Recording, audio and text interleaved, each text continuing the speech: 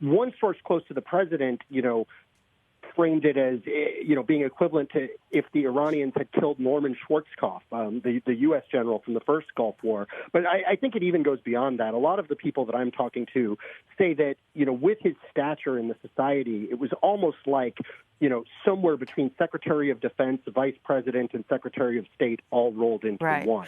Well, so there definitely is an element of being equivalent for the Iranians here. And on Fars TV, one of the state TV networks, they are framing this attack as quote-unquote revenge. Right. And I would say that that's the regime's perspective. But as Dave and I were discussing earlier, and Behnam and I were discussing earlier, there have been, many elements within Iran that are unhappy with the regime. Some younger people looking for some more civil freedoms. Other, even as Behnam was explaining, even sort of blue-collar areas of Iran have now joined these protests, which were largely about a year ago or 2 years ago, more of the elites, protesting. And so I'm just curious how much of that status that you afford to Soleimani really was universal in Iran.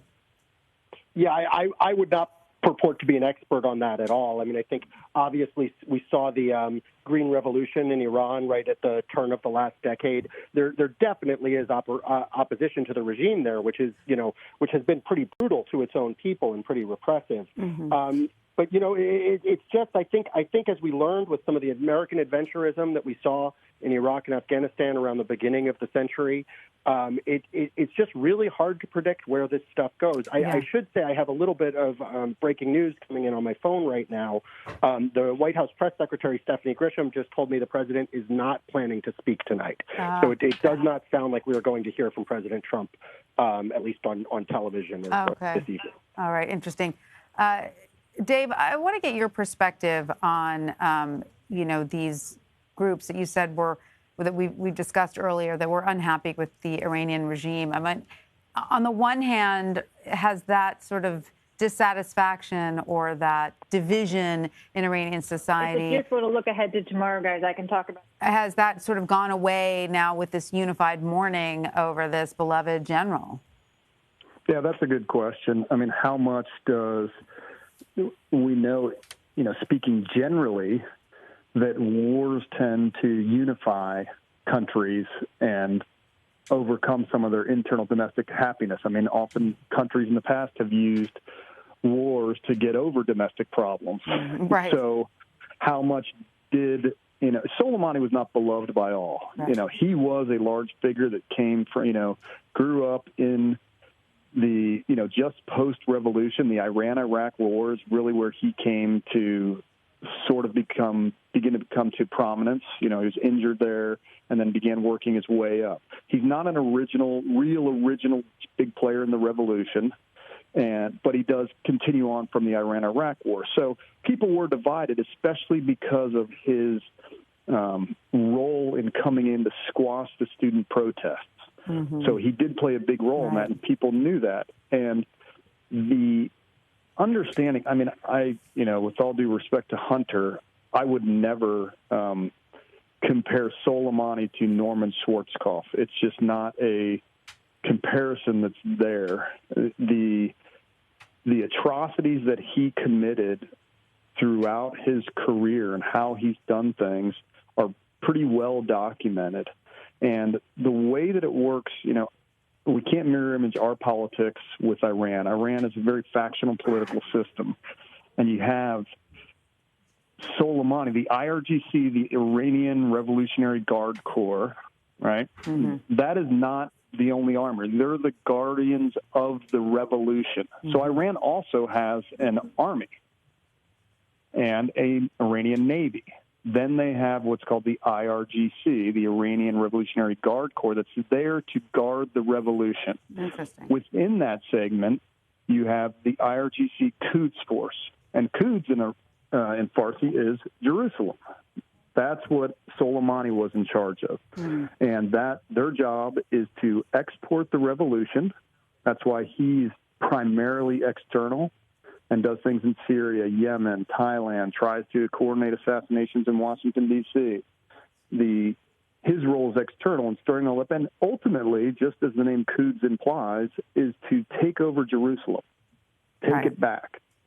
And so now that formal structure looks one way, but the real structure is he did report to, the Quds Force did report directly to the Supreme Leader. So they were very close and very trusted agents of each other.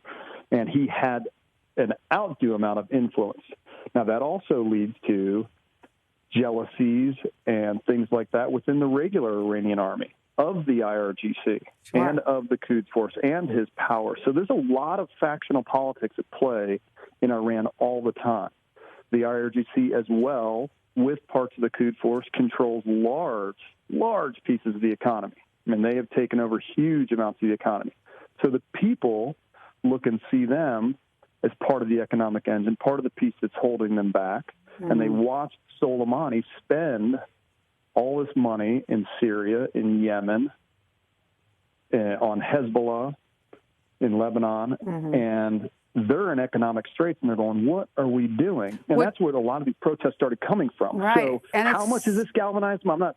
It's so interesting because that is exactly, the sort of the portion of the population that the revolution was supposed to serve were sort of the poorer, disenfranchised areas, and now they're the ones who are, like you said, watching that spending and feeling infuriated by it. That's right, but you can, the people see where it's going because it's informative for anybody who's, watching or listening or whatever to take the time and read the Iranian Constitution. This tells you what Iran is about and the goals of the country. And one of those enduring goals is to export the revolution.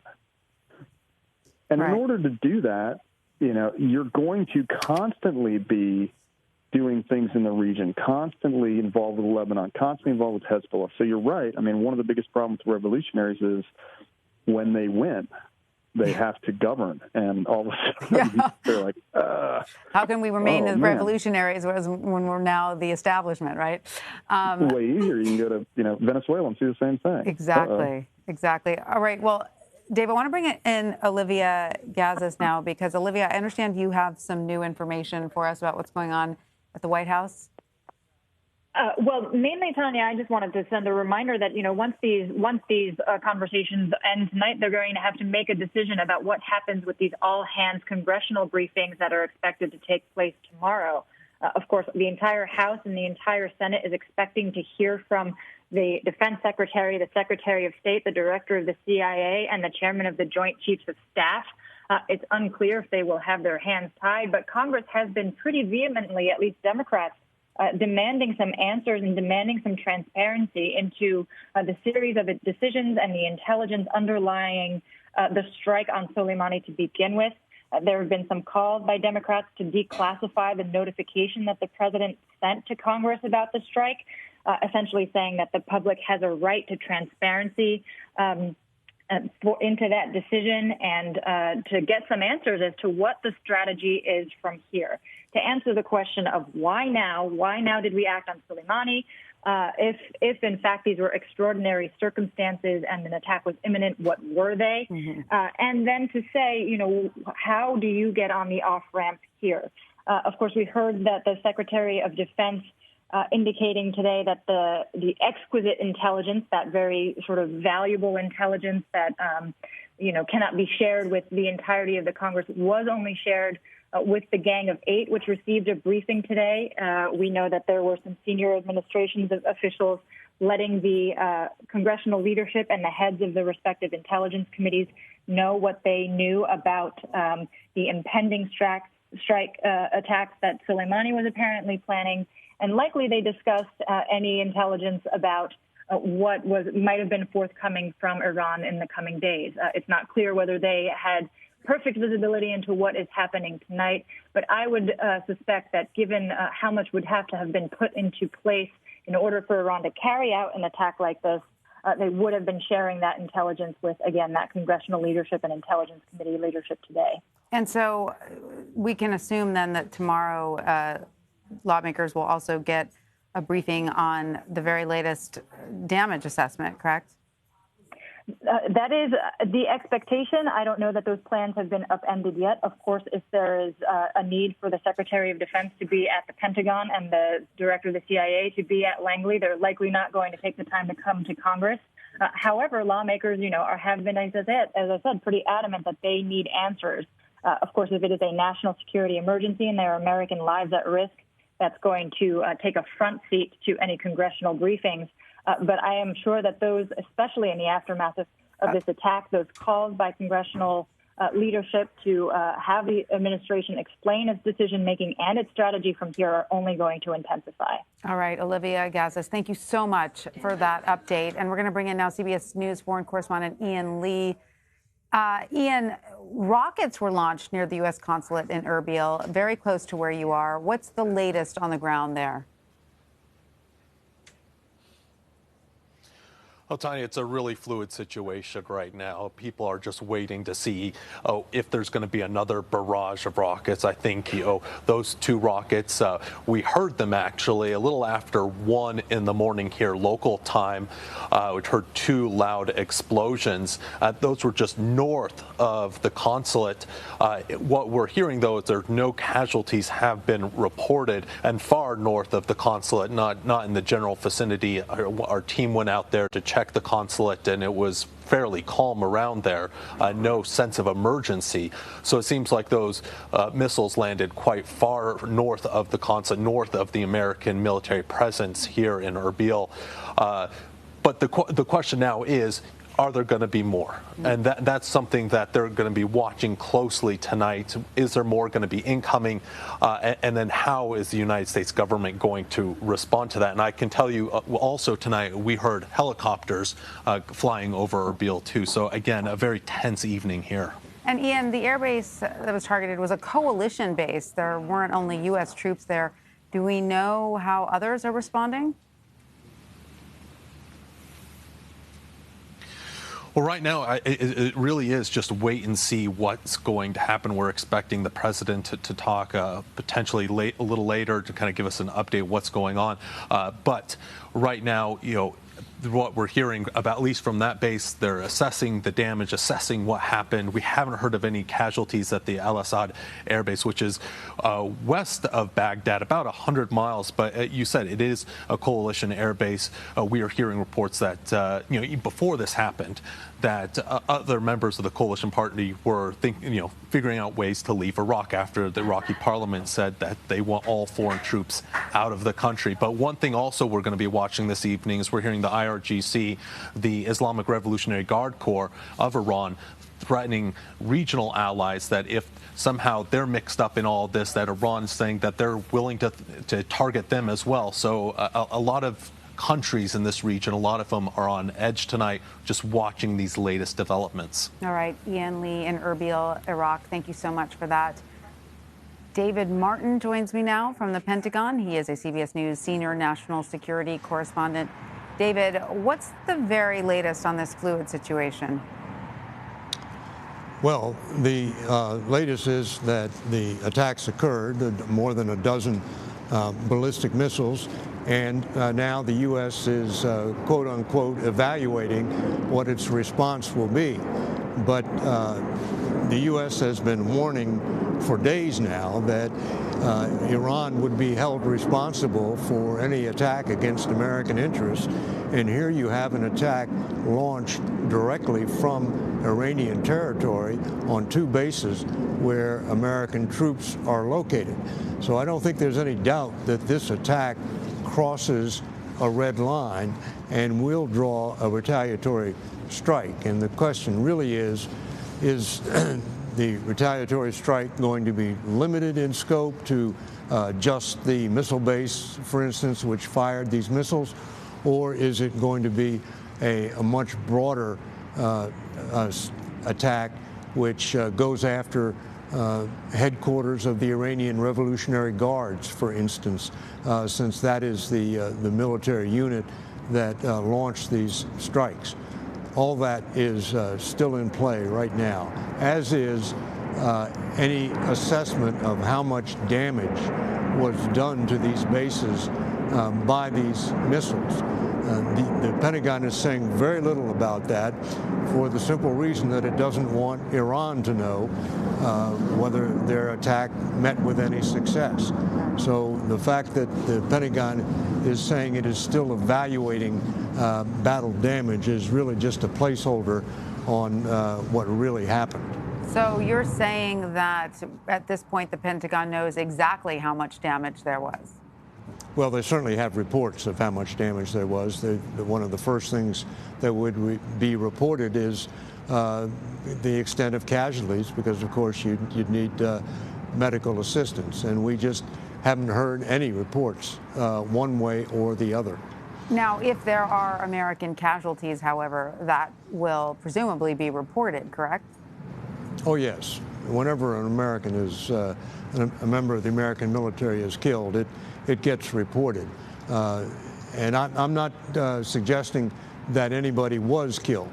And right. Our initial reports were that there were no casualties, and you heard Ian say the same thing. But I'm just saying we have no official word right. from the Pentagon on whether there were casualties. And now that will make a big difference, though, won't it, David, as to what the U.S. response will be, whether or not there are U.S. casualties? Well, I think the red line has been crossed regardless of whether there were American casualties. This was a direct attack on U.S. troops. That's a cause for war. Mm-hmm. So if U.S. troops were killed or injured, I think that would increase the scope of what the U.S. plans to do in retaliation. But I think the red line has been crossed. All right, David Martin at the Pentagon, thank you. Sure thing. Let's bring in now CBS News White House correspondent Weijia Jiang, then CBS News foreign correspondent Holly Williams joins me from Baghdad, and CBS News senior foreign correspondent Elizabeth Palmer, who is in Tehran. Thanks to both of you for being with us. Holly, let me start with you. What's the latest on the ground there? So we've had these two attacks that we're aware of, one on Al-Assad Air Base, which is about 100 miles northwest of here, and one on the Erbil base, which is about 200 miles north of here. They are both clearly very attractive targets for the Iranians. We've visited the Erbil base on multiple occasions. It's very big. A lot of American investment, a lot of American personnel, and a lot of U.S. aircraft. So you can see why the Iranians might choose to target it. Remember that U.S. troops here in Iraq that number about 5,000 were already on high alert, and they had paused their operations here against ISIS, fearing some kind of a revenge attack by Iran. And Elizabeth, what more can you tell us about what's happening where you are? Well, for a start, Americans know a lot more about these attacks than the Iranians do. It happened in the middle of the night. It's just after 5 now, and the sun is not up. People who will have been watching early morning TV will have seen the Revolutionary Guard having posted a statement claiming responsibility for this attack, saying explicitly that it was a reprisal for the killing of Commander Soleimani. And the Guards have also posted video of what they say are the outgoing missiles being fired from Iran. The missile is a surface-to-surface missile, a well-known weapon in the arsenal. Perhaps more concerning, the Guards are also saying that if the United States responds to this attack, the Guards in turn will retaliate. So they're really making an explicit threat of escalation. And we heard from David a couple of minutes ago that he believes the U.S. will respond. So this is looking like a very dangerous situation that could, in fact, get a lot worse. Absolutely. And Weijia, you are there in Washington. Do we have any more information about how the administration might respond to this attack? We know that President Trump has been meeting all night long in the Situation Room with Vice President Mike Pence, Secretary of Defense Mark Esper, Secretary of State Mike Pompeo, and his national security advisor. And so far, we have not heard anything from the president online or in person. And CBS News has just learned that he will not be making any sort of formal remarks tonight from here at the White House. But certainly the question is what their next move will be. And we know that this is something they've already been mapping out, anticipating that Tehran would respond in some sort of way. Today, during a string of rare press conferences, in fact, all three of those people who I just mentioned, aside from Vice President Mike Pence, gave rare press conferences to say that if Iran were to do anything, were to make bad decisions, that this administration would be ready to respond. And I think part of the reason why we are not hearing from the president tonight is because they still have to decide exactly what that looks like and weigh the potential consequences, because Democrats on Capitol Hill are already publicly expressing their concerns that this could only be the beginning, that there could be a tit for tat. And, you know, if the U.S. responds as it promises to do, what will Iran do next? We know that the vice president has briefed House Speaker Nancy Pelosi along with Senate Minority Leader Chuck Schumer, and they are publicly speaking out as well, with Pelosi saying that these needless provocations from the administration have to stop because America and the world cannot afford war. And so it's an extremely tense situation here at the White House with really no answers as the president continues to huddle. But I can tell you, Tanya, that in light of these escalating tensions, the U.S. Secret Service has beefed up its presence here at the White House. And we know that lawmakers were all set to get a briefing on that original attack against General Soleimani, and that was supposed to happen tomorrow. Is this briefing still going to take place as scheduled, and will it now include more information about the damage done by these two attacks and the retaliation planned? Well, as far as we know, it is still on as scheduled. Just today, the White House briefed the Gang of 8 of congressional leaders with classified information regarding that Soleimani attack. But certainly, if that happens tomorrow, as it's expected to, there will be brand new questions about what has now developed and what the administration plans to do moving forward. You know, Pelosi is planning to take a vote, was planning, perhaps still is, especially in light of what happened, to take a vote on a resolution to limit President Trump's military actions against Iran.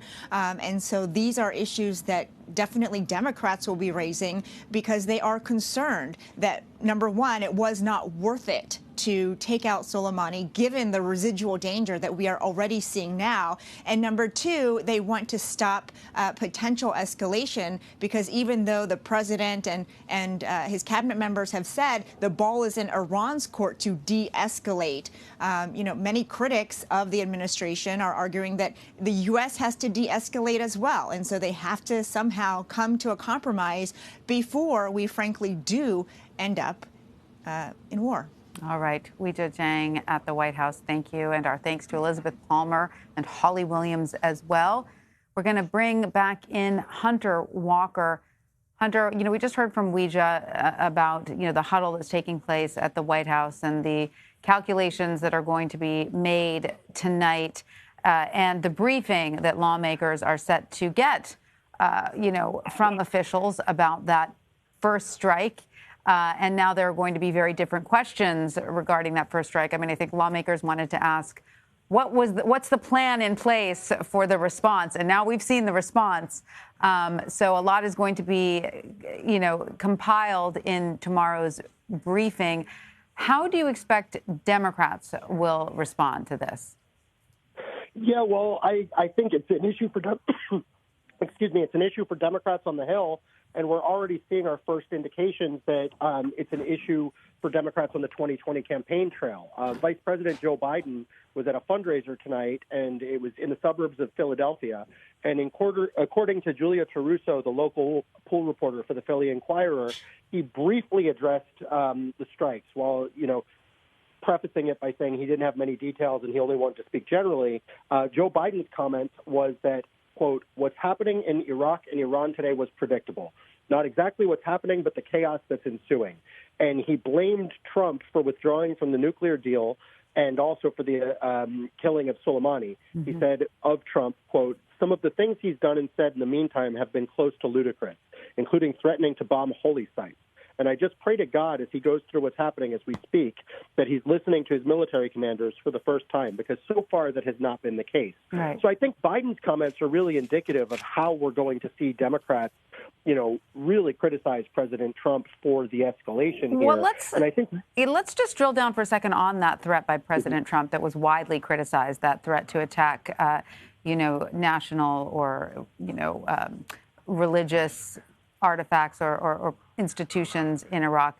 I believe the administration has backed down. I think Mark Esper was asked about that at one point, and he said that would constitute a war crime, and we don't commit war crimes.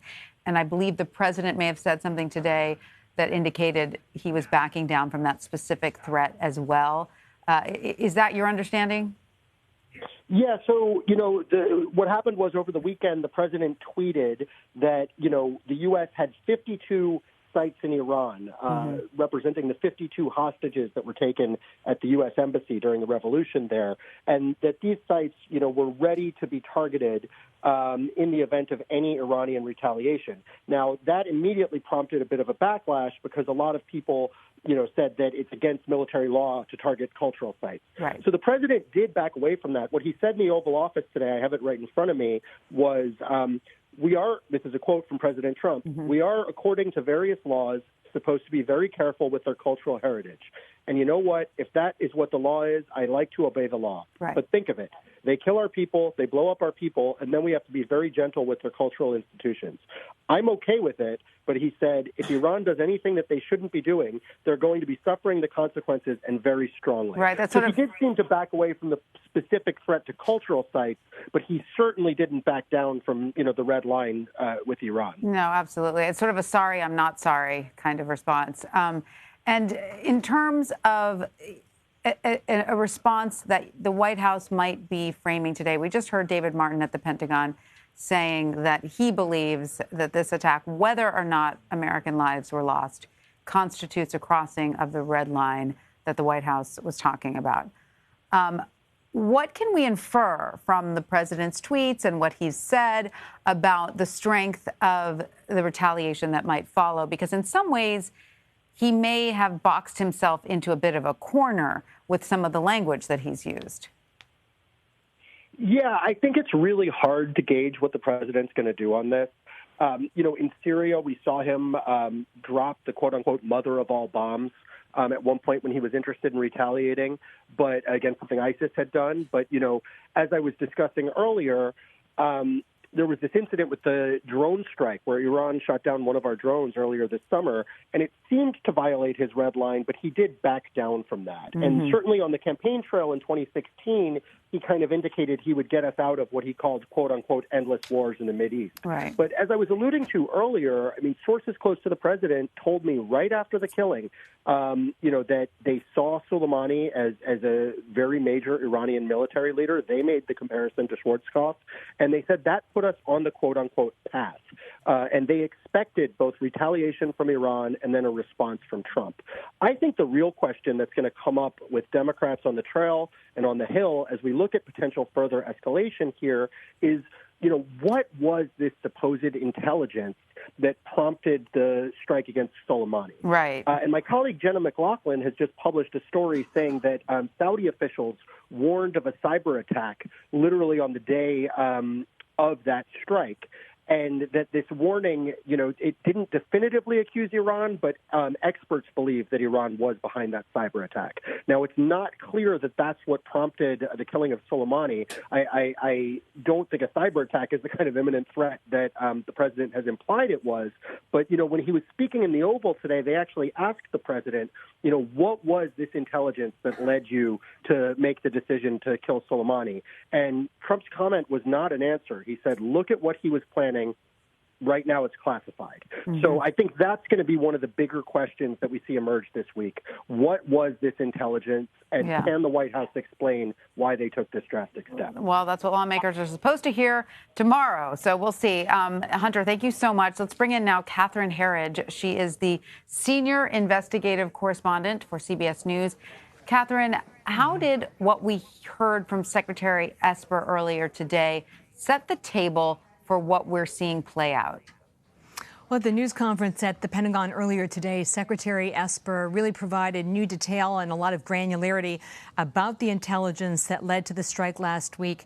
He was asked a question on whether this was imminent or an active plot, and he said it would be fair to say it was days, not weeks away, and that he was also very specific about General Soleimani, saying, I'm using the language he used, he was in Baghdad to coordinate attacks. So again, that tells you that the administration had assessed, based on multiple intelligence streams, that this was a plot, as I said today, that was in its final stages. A couple of other points, Tanya, that really stood out from Esper's news conference. He said Iran will retaliate. That was the expectation of the United States. And the backstory there is that we had reporting from my colleague David Martin at the Pentagon just about an hour or two before that, that military officials were very concerned by what they called as troubling movements of military Iranian assets in the region. And then also, finally, Secretary Esper offered what appeared to be a very public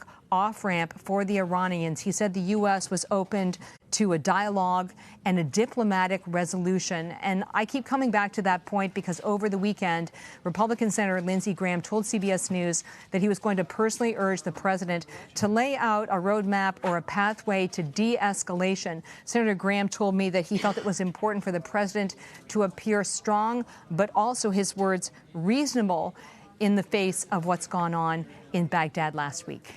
And Catherine, are there any reports, I've been reading a few reports, and I don't know if they've been confirmed, that Iran has said that if there is no retaliation for this attack, that's it, they're done? Well, one of the things that caught my attention this evening was, of course, the timing. I always think it's important to look at the timeline and how these events kind of rack and stack. And just about the same time that these missile attacks were launched, we had the statement released by the IRGC, that's the Iranian Revolutionary Guard Council, so the umbrella group that's over the military. And they said that this was in revenge for the assassination of General Soleimani. And I reached someone within the White House who told me that they were paying attention to the statement because they felt this was very much for domestic consumption in Iran. This was a way to say to their own people, we are punching back against the United States.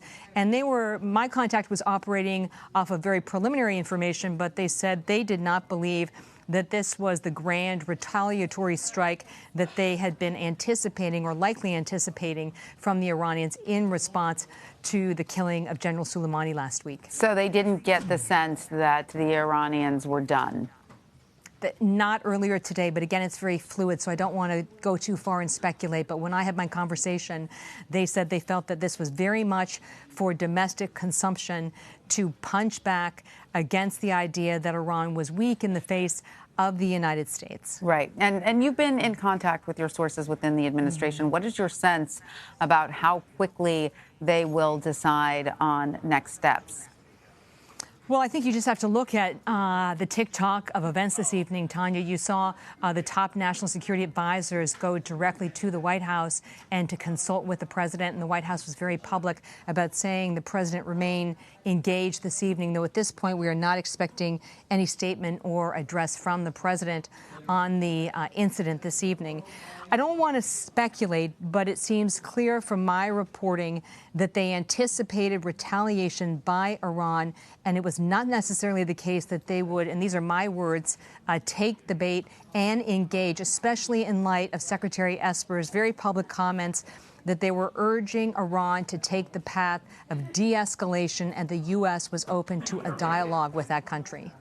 So it appears then, according to David Martin at the Pentagon, we were talking to him earlier, that, the the Iranians did not take that olive branch, as it were, or did not see it as an olive branch. Well, it certainly doesn't. It certainly doesn't look that way, because when you look at Secretary Esper's comments and then you look at the number of ballistic missiles that the Pentagon says was fired significantly from Iran and not by one of its proxies or not from Syria, which is about 200 miles away from the primary air base that was attacked. So they really took ownership, not only in the launching of the attack, but then again, this very public statement from the IRGC, Iran's Revolutionary Guards Council. This is the group that's over the military, saying it was us, it was in revenge for General Soleimani. So it was a very specific message to the United States. But again, I would emphasize the importance of the message domestically in that country as well, that they are punching back against the United States in this case. Absolutely. And that they showed the airstrikes on national TV. It was something that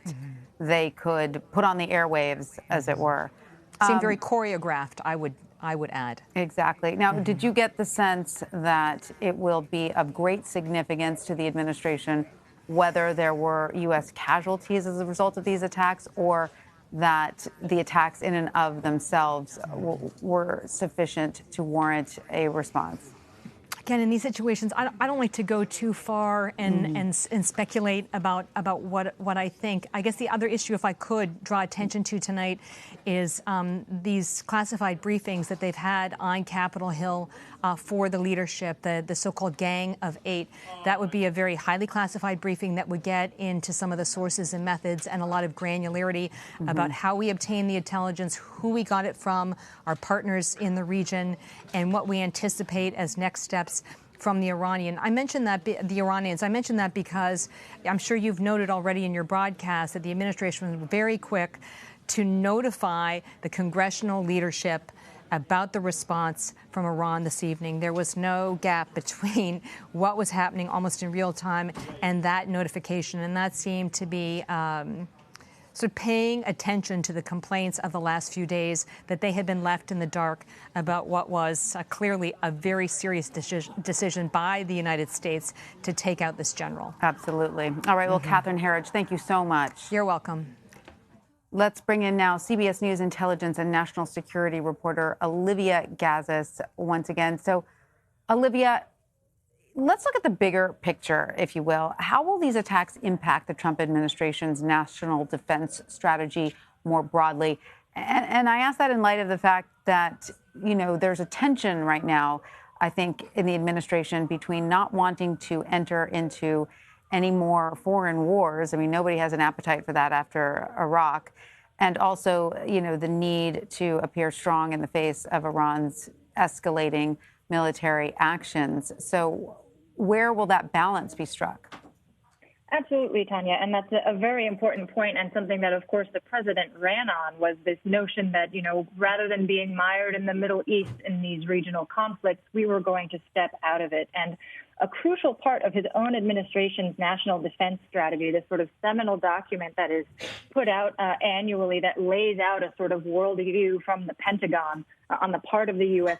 military, outlined this sort of necessary pivot to what it refers to as great power competition. You know, this notion that the U.S. is in a long-term strategic competition between nations like Russia and China, you know, rising powers or at least important powers that would need to sort of meet with a U.S. counterbalance as they try to rise to economic and military prominence. You know, there's this notion also that the United States would have to pivot away from its efforts at counterterrorism that it had sort of focused its intelligence and military capabilities on for over a decade. And in order to preserve an international order where the U.S. maintains some kind of dominance, to really invest on maintaining its competitive edge. You know, one other thing that is a sort of a second or third degree effect, not to diminish the immediacy and the urgency of what's going on with regard to Iran, but one of the sort of ancillary effects is that both NATO and the U.S.-led coalition to defeat ISIS have suspended their operations there, raising the very real specter that group could reconstitute in relatively short order. Military and intelligence officials have warned consistently that its propaganda, ISIS's propaganda machine, is still very much alive. and it does not take too much of an opportunity, too big a window for them to effectively, regain at least some clout, if not territory. So that is a very important thing also to keep in mind as the administration plots its next steps here. Absolutely. That's certainly a complicating factor. But for all players involved, Behnam Ben Taleblu is also still with us. He is the senior fellow at the Foundation for Defense Democracies. Behnam, if you could weigh in on this question of ISIS, right? Because, ISIS is no friend to Iran, no friend to Iraq, no friend to the U.S., and yet there's tensions among all of these players. So how does that play out? In the short to medium term, if there is a pause, like we've been hearing as reported for the past 2 days in the counter-ISIS campaign and the counter-ISIL campaign by Washington, NATO, and the international coalition, that could be a boon to Iran. Remember, when the actual campaign, the fighting on the ground by Iraqi security forces and pro-Iran Shia militias, as well as, of course, the U.S. air power above, was going on, Iran used the fight against ISIS to solidify its control. It had basically created the IRGC model in neighboring Iraq. It had paramilitaries that eventually penetrated the Ministry of Interior, the Ministry of Defense. And so having a radical jihadist Sunni organization in a neighboring country that has invited you in to help fight that organization permits you both to fight that organization to stop the threat to your country, as well as to make gains in the region on behalf of your own cause. So Iran did that quite skillfully in 2015 and 2016. You can look at some of the battles. They even had some Iran-backed forces in 2014, even had U.S. air cover. Very interesting in smaller towns in Iraq, in places like Jurfal-Fakhr or Amrali. Historic to know where that confluence of America and pro-Iran forces converged to fight ISIS there. But in the long run, of course, to have ISIS take over Iraq totally and win would not be in Iran's interest either. Right. It's not quite the enemy of my enemy is my friend. It's a little more complicated. Exactly. So, Behnam, if the U.S. doesn't respond, how would the Iranians see that? I mean, at this point, we can probably all agree that it is likely the U.S. will respond. But if the U.S. decides that this was a pound of flesh for a pound of flesh or what have you, how would the Iranians interpret that? Well, just to be clear and to remind the audience, this tweet storm that is now being defined on this call and on this show as the new U.S. red line has actually been something of a U.S. red line before. Brian Hook, the special representative on Iran, Secretary of State Mike Pompeo, and also John Bolton, when he was National Security Advisor, talked about threats to America's interests and security for basically a 9-10 month period as being met with overwhelming force. And in each instance, there were threats to America's interest and security in the 2018, early 2019 period. And the U.S. did not respond to overwhelming force. And it really remained status quo until May 2019 when Iran escalated further. So it would not be unprecedented for the U.S. to back down from issuing this red line. In fact, the Trump administration itself has had a tough time sticking to this red line. That's why the events have been moving so quickly since December, because the Iranians did not anticipate this sudden 180 in the Trump administration's posture. But if the U.S. doesn't do it, it's entirely possible that the Iranians would have used this strike. Again, it's a low probability chance, but it's possible that they would have used this strike to respond to the killing of Soleimani and then simply sit it out, meaning if Washington doesn't respond, the Iranians are happy because they feel like they have restored their deterrence, and you go back to a game of escalation, but a much more manageable game of escalation that doesn't look like it's racing towards war anytime soon. It's also possible that weakness, as is the classic thing with authoritarian regimes, is provocative. If the Iranians see that the Trump administration is afraid, well, maybe they'll make on their threats to respond to a U.S. asset or interest in a different country and say that Trump will not respond. Or perhaps they would respond with a covert attack that is less easily traced directly to Iran. True. They can sneak one in, and the U.S. would have to first discover it and then expose it and then show its chain of attribution. All of this takes time, and time permits the opportunity, the mind to cool and de-escalation to set in. Right. Well, would you agree, though, that whether or not the U.S. Retaliates here, that Iran is probably motivated to continue its strategy of aggressions, maybe perhaps smaller aggressions, but for me, the decision point for Iran in the past year or so was May 2019. Until May 2019, Iran's policy was strategic patience towards America. Mm-hmm. You can wait out the sanctions pressure. May 2019, their policy became graduated escalation. Meet pressure with pressure, ratchet up the pressure, tit for tat over time. Mm-hmm. Unless the U.S. confronts you militarily, don't change the course. Mm-hmm. Now there's the potential for the U.S. to massively confront Iran militarily. If there is a conflict, or if there is a de-escalation by America and Iran senses this is weakness and pounces, then, of course, the policy could become just escalation writ large, where there is no measure or scientific rhyme or reason for why Iran goes from one type of escalation to another. Right now, there's a very clear political rationale. Make it costly for America, make America reconsider the fact that it started this whole conflict, make it reconsider responding to the terror threats about Soleimani, make it reconsider having left the nuclear deal. And so there was a political logic there. If we get to a point where there's escalation quite quickly by both sides, it could be less measured and less politically motivated, and thus lead to an accidental conflict, even though both leaders, President Trump in the U.S. and Khamenei in Iran, have said publicly many times that they don't want a big war. And so, Ben, if you look at what the Iraqis want out of all of this, what would be the ideal resolution or result for Iraq? It depends very much on which Iraqi you ask. As of October of last year, countless Iraqis, hundreds of thousands, based on if you just look at some of the videos that you've seen, have been protesting against the Iraqi state. The political class is not representing their views, their wishes, their interests. In addition to corruption, in addition to mismanagement, in addition to resource scarcity, they are blaming the Iraqi government for being reliant on Iran.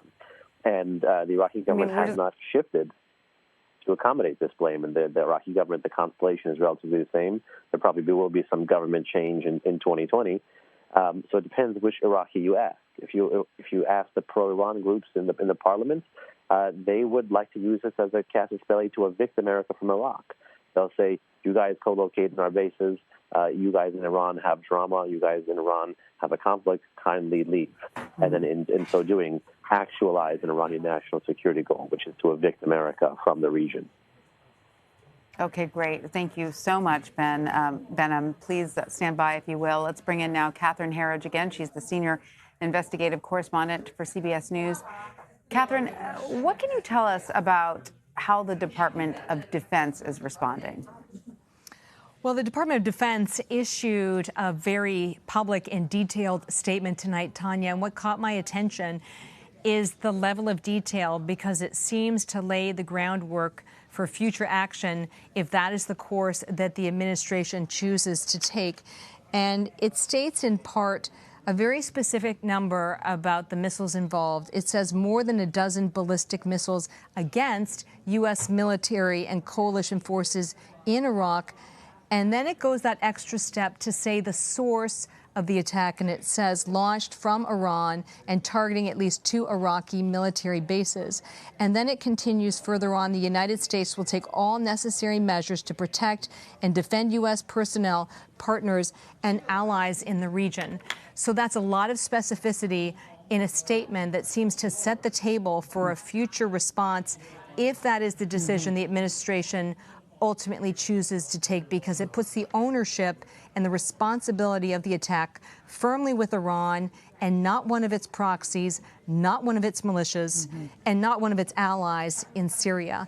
Now, if we just kind of go back a little bit to the Oval Office spray with the president today, if you look at the language very carefully, he makes a number of points. He justifies the assassination of General Soleimani, saying that he was a horrible terrorist. He was someone who was responsible, kind of pioneered the idea of IED attacks and suicide attacks against our military personnel in Iraq. And just as an anecdote for you and folks at home, one of my contacts was explaining to me that there was a lot of sort of sweet irony in the fact that General Soleimani was killed on that route coming out of Baghdad International Airport called Route Irish because this is sort of a 4-lane highway. It's very broad, but it was really one of the most dangerous stretches of road during the surge in Iraq. And it was a place where many U.S. service personnel lost limbs or were killed because of this strategy that was really pioneered by General Soleimani. And then also, I just want to again draw attention to the very specific language the president used at that news conference. He says, quote, if Iran does anything that they shouldn't be doing, they're going to be suffering the consequences, and very strongly. So a very succinct capsulization, if you will, of what his bottom line is. What we don't know tonight, and I don't want to speculate about, is whether the firing of more than a dozen ballistic missiles at these 2 bases that are used by the U.S., Iraqis, and I believe even others, constitutes the crossing of that red line. But we know the president has been meeting with his national security team, so his closest advisors, to make an assessment of what happened this evening and what the follow-on would be for the United States. And in the event that U.S. lives were lost in these attacks, would at this point, probably the Pentagon knows this information, I would imagine. I mean, yes, I think that's a fair assessment. And I think that it's, it will have to be released eventually. But will the information regarding the damage done by these attacks be further ammunition, as it were, for the Iraqi regime to sort of gloat to their people? Well, I think you make a very valid observation.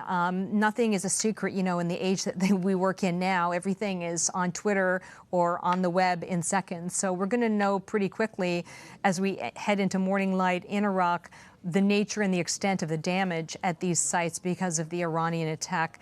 And we'll also get a much better sense of whether any individuals were injured in a minor way or a more serious way, or whether there were any fatalities. We don't have any indication of that this evening. I want to be absolutely clear. But any of those details, of course, go to the broader fabric of what kind of decision the U.S. will take when it decides to respond. Obviously, the more aggravating these factors are, the more it makes the case for response. But before the attack this evening, Secretary Esper, again, we talked about this a few minutes ago, but Secretary Esper said the U.S. was open to a dialogue with Iran and de-escalation. I mean, that's not a word the Secretary of Defense uses lightly, right? So to say the least. And he said the onus was on Iran, which I felt was a very clear way of telegraphing that the United States felt the ball was in Iran's court, to use a cliche, and they were going to be one of the main decision makers over how things would transpire over the next few days. But one of my contacts who works within the White House cautioned this evening that the Iranians are extremely smart and they're extremely strategic, and they're also extremely patient. There's a phrase in that part of the world that we have watches, but they have time. Right? So they're extremely patient. I don't want to make light of that, but they're very smart that way.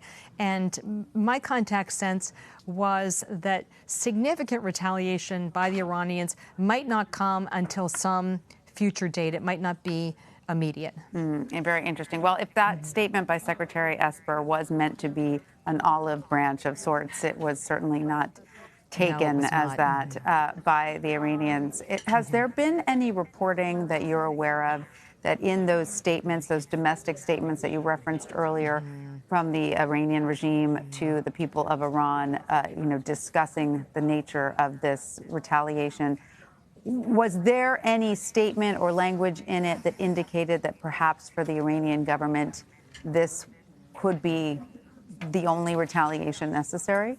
Let me just take a closer look at the language. Again, that statement from the IRGC, which is Iran's Revolutionary Guard Council, so that's sort of the umbrella group that's over the military, says, quote, the brave soldiers of the IRGC's aerospace unit have launched a successful attack with tens of ballistic missiles. So that's an inflated number based on what we know from the Pentagon, on Al-Assad military base in the name of martyr General Qasem Soleimani. So they are elevating his status and saying very specifically it was in his name and in response to his killing last week by the United States. Couple that with the fact that the Pentagon has publicly said these missiles were launched from Iran, again, not from a proxy, not by a militia, not by the Syrians, but from Iranian territory. That really ups the ante there. Though in my experience, I worked overseas for a number of years, you have to take these public statements from the Iranians really with a grain of salt, in the sense that so much of that is meant also for domestic consumption. You know, the kind of we're punching back against the United States, which they did this evening. Let's be clear about that. They did punch back in a very significant way. What we don't know, and I don't really wish to speculate on, is whether that's going to be enough for the United States to further escalate the tensions in the Gulf. Right. And Catherine Herridge, thank you so much for that. I believe we still have Behnam and Olivia standing by. Behnam, I want to ask you about what Catherine was referencing earlier, the statement from Secretary Esper before these attacks that suggested that, the U.S. was hoping to de-escalate things, that, that they were opening a path to dialogue. How likely would it be that the Iranians would accept that path? There are a few times in the history of the Islamic Republic when they've done a 180 on a key national security prerogative. And the Iranians can accept dialogue, but the conditions under which they do that is imperative to note, because pressure has to build and build and build and build. And then only when they feel like they've got their back against the wall, if they're offered an off-ramp, then they'll look for it and then they'll take it. And that's somewhat like how the Iran-Iraq war, which went on for 8 years, that's how it was ended. And I liken so much of the max pressure campaign of the Trump administration to a lot of the political and economic and even some of the military conditions that existed during the Iran-Iraq war. That remains in the history of the Islamic Republic the blueprint for both war-making and peacemaking with the Islamic Republic. And it's important to keep offering Iran publicly a lot of these off-ramps. In Washington, it may not be fashionable to look at the way the president has been tweeting about Iran, not, recently, but in 2018 when the sanctions were being restored, because as he was restoring sanctions, he kept saying, I'd like to meet Rouhani, I'd like to meet Rouhani. And while there was criticism from the president's right flank, inside the country, inside Iran, that was seen as a positive, because the Iranian people were able to then chastise their own leaders and say, look, you're not even doing what North Korea did. You're not even sitting down with Washington. Why are you so ideological? Why are you so opposed? Why are you doing things to cause more pain for us? And that created a domestic source of pressure on the regime, and that was a boon to the administration's maximum pressure policy. So again, Iran negotiates very rarely earnestly, but only under conditions of massive pressure. And now Iran is feeling ascendant. It is feeling like it got a major lick in against the United States. It did cross the red line, as the president said on Twitter. It did have a summer of escalation against U.S. interests and assets and allied interests and assets and security in the Persian Gulf. But they haven't taken the off-ramp yet. One wonders if they are going to feel empowered if the U.S. doesn't respond, or if they are going to feel like they've gotten the message in and they're willing to absorb the rest of America's escalation, which could be sanctions, it could be covert, it could be cyber, it could be psychological warfare. Who knows? But that kind of language where the Secretary of Defense tells me that it's not the U.S. that's looking to rush to war. The U.S. is still being very, very, very judicious here. All right. Behnam, thank you so much for that. We have team coverage here. Let's bring in CBS's Natalie Brand, CBS News senior intelligence correspondent Catherine Herridge, and CBS News foreign correspondent Ian Lee. He is in Iraq. So, Ian, let me start with you. You are on the ground there. Can you tell us what's the latest? What time is it there, first of all? Well, right now it's just getting to be about 5:30 in the morning. This attack happened about 4 hours ago. We heard it with the two explosions here in Erbil. After that, we also heard helicopters in the sky. And just a little while ago, we also heard a fighter jet overhead. So it's still fairly tense here. Now, we understand that these two missiles landed north of the U.S. consulate, away from the U.S. military presence here. We haven't heard of any casualties.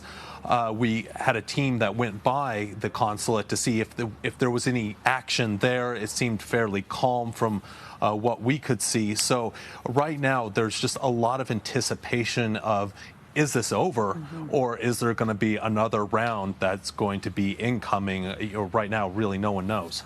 Had security there been beefed up? Were these attacks anticipated at all? We've heard statements from the Iranian government. We heard them from Shiite militias here in Iraq that they are going to retaliate. They're going to retaliate with vengeance. Americans were anticipating this. But what's interesting is a few days ago, we heard from one of the Iraqi militias, Kata'ib Hezbollah, that warned Iraqi soldiers around these bases to stay a kilometer away, so a little over a mile away from the U.S. military presence. Now, was that a warning that the Iranians were going to strike, or was that another warning? That was, though, a warning that something looked to be coming down the line. So that could be part of it also. Something also that's interesting that we're hearing is the difference in numbers. So the Iranians are saying that tens of missiles were fired. The Americans are saying a little over a dozen. I was in Saudi Arabia when the Aramco oil refinery was hit, and something that we saw that the Saudis showed us was that some of these munitions that were fired were duds. They fell in the desert. They didn't make it as far. And so possibly that's one theory why these numbers aren't matching, is that maybe a number of those rockets that were fired were duds that landed just in the desert. So something that they'll probably be looking in the desert to see if there are any that just fell short of their target. Right. All right. Well, Ian Lee, thank you so much for reporting for us from Iraq there. Thank you so much.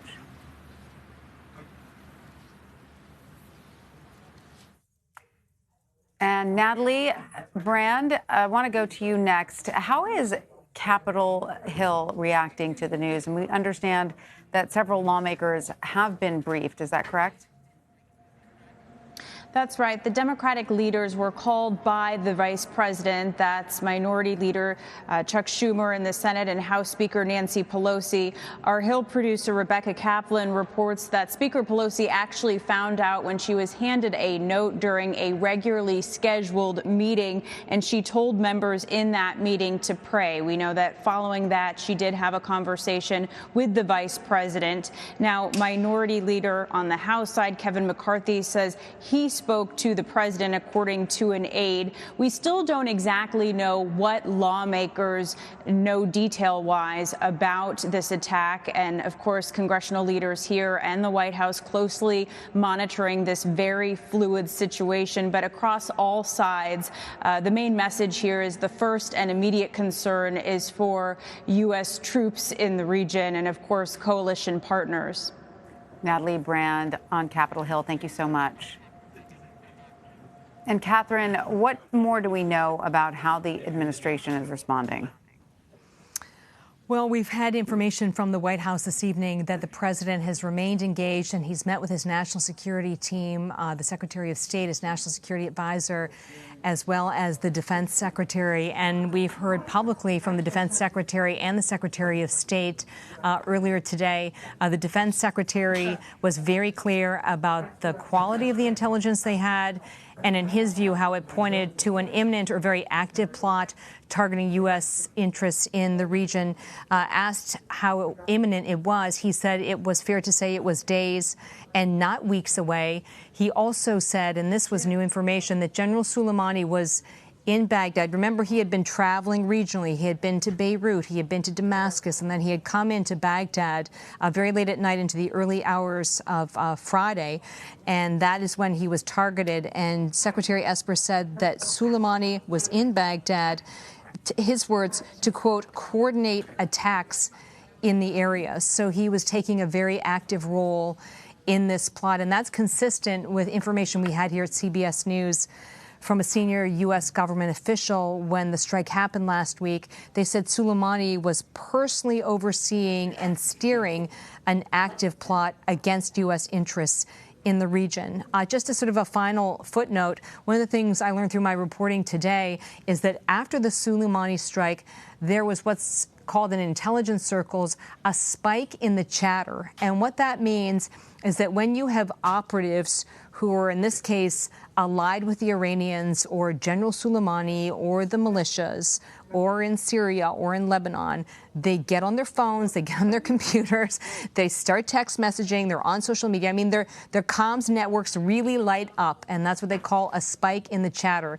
And this is almost, in some ways, a real gift for intelligence analysts because it allows them to scoop up that information and start to identify new potential leads. And I just can't emphasize enough how good the U.S. military is, as well as the signals intelligence people, as well as the special operators, at identifying the source of those communications and then really latching into it and not letting go of it until they decide it's a target or it's not a target. And when you think about that kind of language and those steps, that's really what we saw with General Soleimani last week. We were on him for several days as he traveled in the region. Then he came into Baghdad, and that was the moment that the administration decided to take that strike. It was described to me as a clean shot. Wow, clean shot. All right, let's also bring in CBS News White House correspondent Weijia Jiang. Weijia, what's the latest you can tell us coming out of the White House? Well, we know that President Trump was huddled here in the Situation Room with his national security team along with the vice president. But so far, we have not heard from the president himself about these Iranian attacks, because on the one hand, of course, it would take longer than just a matter of hours for him to decide his next move with his team and then announce it to the country and the world. But on the other hand, you know, they were anticipating this. Officials came out today and said they knew that Iran was probably going to retaliate in some way or another, and that the U.S. would be ready to respond appropriately. President Trump did say earlier today that if Iran does anything that they shouldn't be doing, they're going to be suffering the consequences, and very strongly. Of course, what exactly he means right now is the answer that everybody is waiting for, because as Democrats already point out on Capitol Hill, that will determine what happens next in Tehran and whether this will continue to escalate and how serious it could become. But certainly already these consequences are potentially dire, and congressional leaders are publicly voicing their concerns about what this means. As for the president, again, we are closely monitoring his Twitter feed, because often that's how he announces dramatic foreign policy announcements, dramatic moves that he plans to make. Nothing at all, Tanya. So I think that's a good indication that they are very carefully calculating what happens next. Absolutely. It is anytime the president is not tweeting, it's significant. Are Democrats likely to be consulted on the response here? I mean, we know that they were very upset about not being told or consulted about the attack on Soleimani before it happened. Is there a chance that they will demand to have a say in how this attack is responded to? Well, you know, lucky for them, they have an opportunity to voice those concerns, because tomorrow the White House is set to brief the full House and Senate on the Soleimani strike. And you can bet that those lawmakers will be bringing up what happens next as well. We know that House Speaker Nancy Pelosi was already planning to take a vote on a resolution to limit the president's military actions against Iran out of fear of what doing something would mean with regard to a potential war. And so the administration has tried to tamp down those fears, the president saying many times this week alone that the world is now a safer place, that Americans are safer. But that comes at a cost, as we are seeing now. And it's too early to say how high that cost is and whether there will be other strikes against the U.S. as well. And so these are concerns that Democrats will be bringing to the White House, and we'll just have to see what the president decides. Right. And Catherine, what other types of responses could be possible here other than a conventional military retaliation? A concept that people talk a lot about in military circles, which is called the gray zone. And this is the battle space between peace and conventional warfare. And that's when you have in your arsenal things like cyber attacks, where attribution is so difficult. So we think about a response from the United States in terms of what happened this evening with Iran in a very conventional way, but I would encourage people to think about it in a slightly more imaginative way, because in these scenarios, my contacts always say that stealth is your friend and that not being able to make a firm attribution to a response also is your friend. So whether it comes through the United States or whether it comes through one of our allies in the regions, and as you know, for covering this area for a number of years, the U.S. and its allies have used cyber techniques to really go at the heart of Iran's nuclear program in the past. I mean, that's not a new idea. So what the idea I would leave folks at home with today is to start thinking about the concept of the gray zone. Again, it's that battle space between peace and conventional warfare, and unfortunately, it's a battle space where nation states are sort of on a level playing field with bad actors because of issues of attribution, the use of cyber, and the like. But, you know, stealth is your friend in a situation like this, and I don't want to read too much into the lack of information that we've had from the White House about the casualties and the scope of the damage. But again, stealth and a little bit of mystery.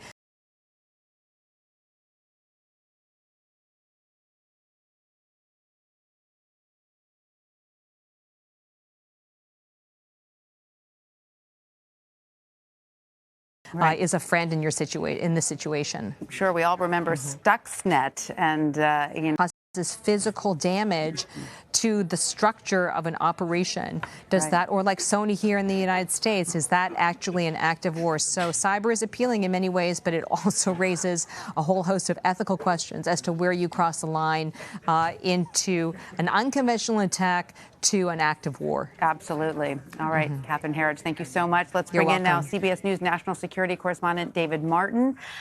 An off-camera briefing with the Pentagon spokesperson just wrapped up. David, what did you learn? Well, I have to tell you that the backgrounder from this defense official was very uninformative. It didn't really tell us any more about what happened tonight than we already knew. It certainly did not tell us that what the damage done by these missiles was, if any. That is something we are not likely to find out about until tomorrow morning. We did get some more information on what Defense Secretary Esper was doing this afternoon and this evening.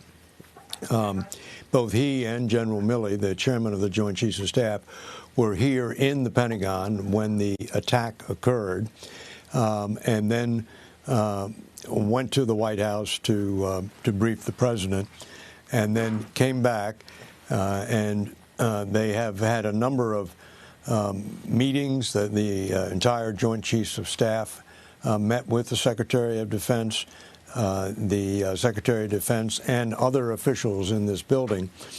Made calls to all of the regional allies, those would be the Arab countries in the region, and to all the traditional NATO allies of the U.S. to give them a briefing on what happened. And then, of course, there's the question that everybody wants an answer to: what will be the American response to this attack? And the answer to that was, I'm not going to forecast any response. So other than the whereabouts and the actions of the Secretary of Defense and the Chairman of the Joint Chiefs, this backgrounder from a defense official did not really add anything to what we knew. All right, David Martin at the Pentagon, thank you so much for that update. Sure thing. Let's bring back in Natalie Brand on Capitol Hill. Natalie, you're getting some more information on lawmaker reaction? Tanya, reaction is beginning to trickle in across the lawmakers still on the Capitol and speaking before cameras tonight. So let me read you some of what the House Foreign Affairs Committee Chairman Eliot Engel, Democrat of New York, said. He, of course, the first concern is with U.S. troops and prayers that there were no casualties. This is a very fluid situation. We don't know what lawmakers know at this point. But really, he said that we need to know more about a strategy. And there's a lot of concern that this could spiral out of control very, very quickly. This is something that Democratic lawmakers on the Hill have been calling for in the days since the U.S. strike targeting Iranian General Soleimani. What is the strategy moving forward to try to de-escalate this situation? And around the time, or I guess in the hours before we heard about this attack, keep in mind that congressional leaders were being briefed, the so-called Gang of Eight. Congressional leaders and also the leaders of the intelligence committees were receiving a briefing about the intelligence leading up to a strike. And then a couple of hours later, we heard about this new attack. So obviously there's still a lot of questions. We've also heard from some Republican lawmakers who are echoing some of the statements that have come from top administration officials, that the U.S. is not seeking war with Iran, but what happens next really is up to them. Senator Kennedy, Republican from Louisiana, said, "We don't want war. All we want, it's very simple what we want, stop trying to kill us." So at this point, obviously, a very fluid situation, and as lawmakers learn more, they will likely say more. But the big question here on the Hill is, what is the strategy going forward? How do you de-escalate this situation? That's something that lawmakers will be talking about in the coming hours and days. Natalie Brand, Catherine Herridge, and Weijia Jiang, thanks to all of you. We're going to take a quick break now. We'll be right back with much more CBSN. Thanks. Stay with us.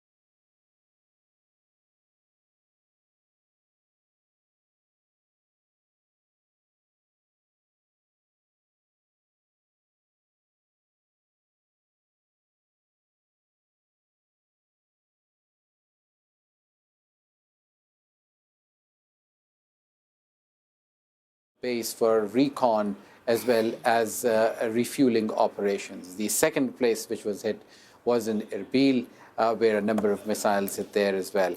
So there have been many claims by many sides about casualties and damage and figures. So far, what we can tell you is that we've spoken to some Iraqi security officials who fear that there are casualties in Ain al-Assad, but they so far have not confirmed whether they are injuries, whether they are deaths, and how many, if there are some. So that's where we are. This is something, the lead up to this, you saw beginning on Friday when Qasem Soleimani and Abu Mahdi al-Muhandis, the second in command of Popular Mobilization Forces, was taken out by the United States outside Baghdad airport. The background to that was that a contractor in Kirkuk was killed, which the United States blamed on a group linked with Popular Mobilization Forces known as Kataib Hezbollah or Hezbollah Brigades. The United States targeted them and killed 27 of their fighters on the Iraq-Syria border. In retaliation, after the funeral of those deaths, the Kataib Hezbollah and the wider Popular Mobilization Forces besieged the U.S. Embassy. They later left the embassy on the request of the Iraqi government after they were promised that the Iraqis will ask the United States to leave Iraqi soil. And after that, Qasem Soleimani, the general who the Iraqi Prime Minister described as somebody who was coming in with a message, he was due to meet the Iraqi Prime Minister in a few hours, was taken out by the United States as he came out of Baghdad International Airport. And in retaliation, after the funeral, and in fact, just as the funeral was taking place, the final rites were being read and the burial was happening in Kerman, the Iranians decided that they are going to hit U.S. interests in Iraq. And there you have it. This is where we are right now. We are waiting for official confirmation from the Iraqi government, but so far the Iraqi government has not said anything. The last thing we heard was from the Iraqi Prime Minister contradicting the U.S. Version of events, saying that the letter that was sent to him that the U.S. forces will be pulling out was the last official communique that was relayed to him. And we're waiting as the Iraqi government wakes up to see what their reaction on these attacks is going to be. Osama, thanks very much. Kimberly Halkett is at the White House for us. Kimberly, Mr. Trump's on Twitter. What's he saying?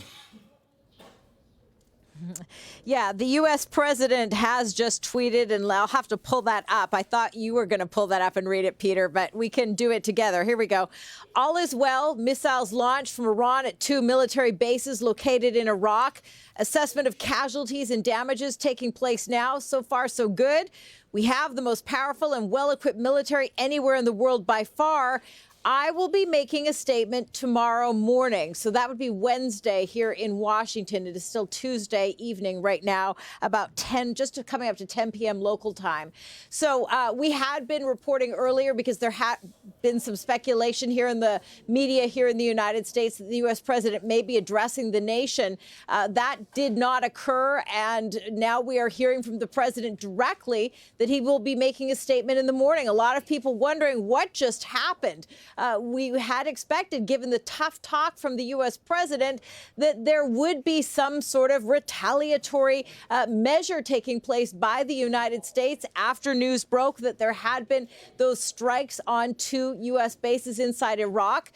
So we were watching very carefully for some of the movements, Peter. We know that at one point in the Situation Room, we had the Secretary of State, Mike Pompeo, the Defense Secretary, and there seemed to be this feeling that there was an assessment now confirmed by the U.S. president of the casualties, or in terms of damages, if you will, a battle damage assessment with regard to what had happened. So given the president's tough talk that had come from the Oval Office as he sat down with the Prime Minister of Greece earlier, there seemed to be this feeling that there may be something imminent. And it's not clear what is happening right now because the White House is not saying anything. In fact, if there was a bit of confusion as you came to me here, it was because my producer, Chris Sheridan, was just in the press office and said the lights are out. There's nobody there. So it seems that things have kind of tamped down a little bit, if you will. But we need to talk about, in terms of this word retaliation, because we've been using it a lot tonight, Peter, and the United States keeps saying that it will retaliate for Iran's aggression, that sort of thing. But if we back up, we really have to remember that this is a president that came in swinging when he was elected, when he came into the White House. You know, he said on the campaign trail, and he delivered when he came in right away, with a number of rather aggressive stances towards Iran, not just declaring the IRGC a terrorist organization, putting into place that maximum pressure campaign, the tough economic sanctions, but also pulling out of that 2015 nuclear agreement. I know your guests have been talking about this, but you have to remember, and even the Secretary of State, Mike Pompeo, said it today, that this is something that was a calculated decision by this president, that the previous administration, in his words, had underwritten Iran and its activities, the malign activities throughout the broader Middle East, according to the Secretary of State. This president's desire was to confront and contain. Those were the exact words the Secretary of State used. So when we use this word of retaliation, the United States wanting to retaliate against Iran's aggression, we also have to remember those same words coming from the Secretary of State, from the president, saying that they wanted to confront Iran. Kimberly, as ever, a pleasure. We'll talk to you very soon, I'm sure. Let's go to Tehran. Asad Beg is our correspondent there. Asad, as well, I noticed that the Iranian foreign minister on Twitter as well. What's he saying? Well, he's tweeted out that Iran took concluded proportionate measures in self-defense under Article 51 of the UN Charter, and they targeted bases from which the attack against their citizens and senior officials were launched. He also reiterated what we've been hearing out of Tehran, which is we do not seek escalation of war, but will defend ourselves against any aggression. Now, that's what we're also hearing from the Islamic Revolutionary Guard, that this was a response to the assassination of Qasem Soleimani. So this was a response to a single event, but they have warned that if the United States retaliates, then Iran will be forced to take further action, and this could escalate. They've also warned regional countries that house US bases and warned them that if an attack is launched against Iran from those bases, then they will become a target. They've also warned Israel that Israel could be dragged into this, because they said that they see no difference between Israel and the United States. And so currently what we're seeing is that the Islamic Revolutionary Guard have said that they have that they have carried out 2 waves of attacks against United States bases, but they want to de-escalate currently. The feeling out of Tehran is that they want to step back from this and say, we've taken our revenge, but if you target us, we'll be forced to escalate this. Asad, thanks very much. Let's talk to Michael Pregent. He's a fellow at the Hudson Institute and previously served as a US intelligence officer and military advisor. He joins us from Arlington, Virginia. Michael, great to talk to you again. What's the chatter that you're picking up on as to the conversation that's going on inside the White House? I think this is I think the Iranians, what I'm hearing inside the White House and State Department is this looks like the response. They used accurate missiles to miss the U.S. side of Iraqi bases and not killing Americans, followed by strong rhetoric to attack Israel, our regional allies, and inside the U.S. if we responded. And they communicated to us, this is our response to Qasem Soleimani's death. So if we do not respond, this is the de-escalation we've been looking for. But I think the president needs some credit here, because taking out Qasem Soleimani might have been that shed water event where the regime said, what is this president capable of? I would equate Qasem Soleimani's death to losing half of Iran's navy under the Reagan operation, Praying Mantis. This is a big deal. Okay. So the Soleimani targeting could actually be the de-escalating event that we've been looking for. And I think that's why the U.S. president is going to be speaking in the morning, instead of announcing that we've hit Iranian targets tonight. Understood. I think this is Does that mean that the off-ramp here that people have been talking about the requirement for is actually a small military strike on the part of the Iranians?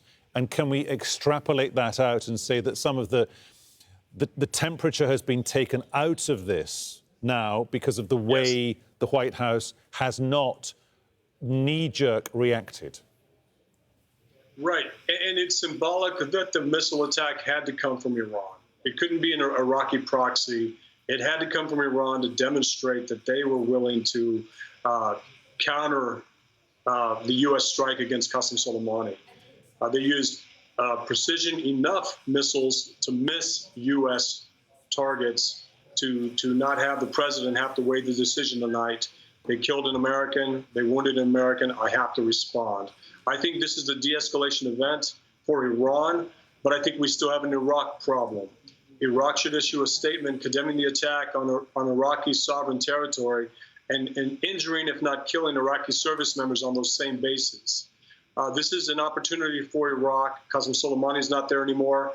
Abu Mahdi al-Mohandes isn't there anymore. For Iraq to really consider, when I say Iraq, I mean Baghdad, to really consider its future, because the U.S. at this point has leverage with Iran and Baghdad. This doesn't mean we're going to go to the table and make concessions towards Iran, but I think this is a time where Iran might actually come to the table and try just to interrupt you, Michael Pregent. Sure. What's the leverage? What's the leverage that Washington has with Tehran right now? We killed Qasem Soleimani. That was such a big deal. If this is the response to Qasem Soleimani's death, it's a very easy response to take. It didn't kill Americans. Qasem Soleimani's death was based on one of his militias killing one American.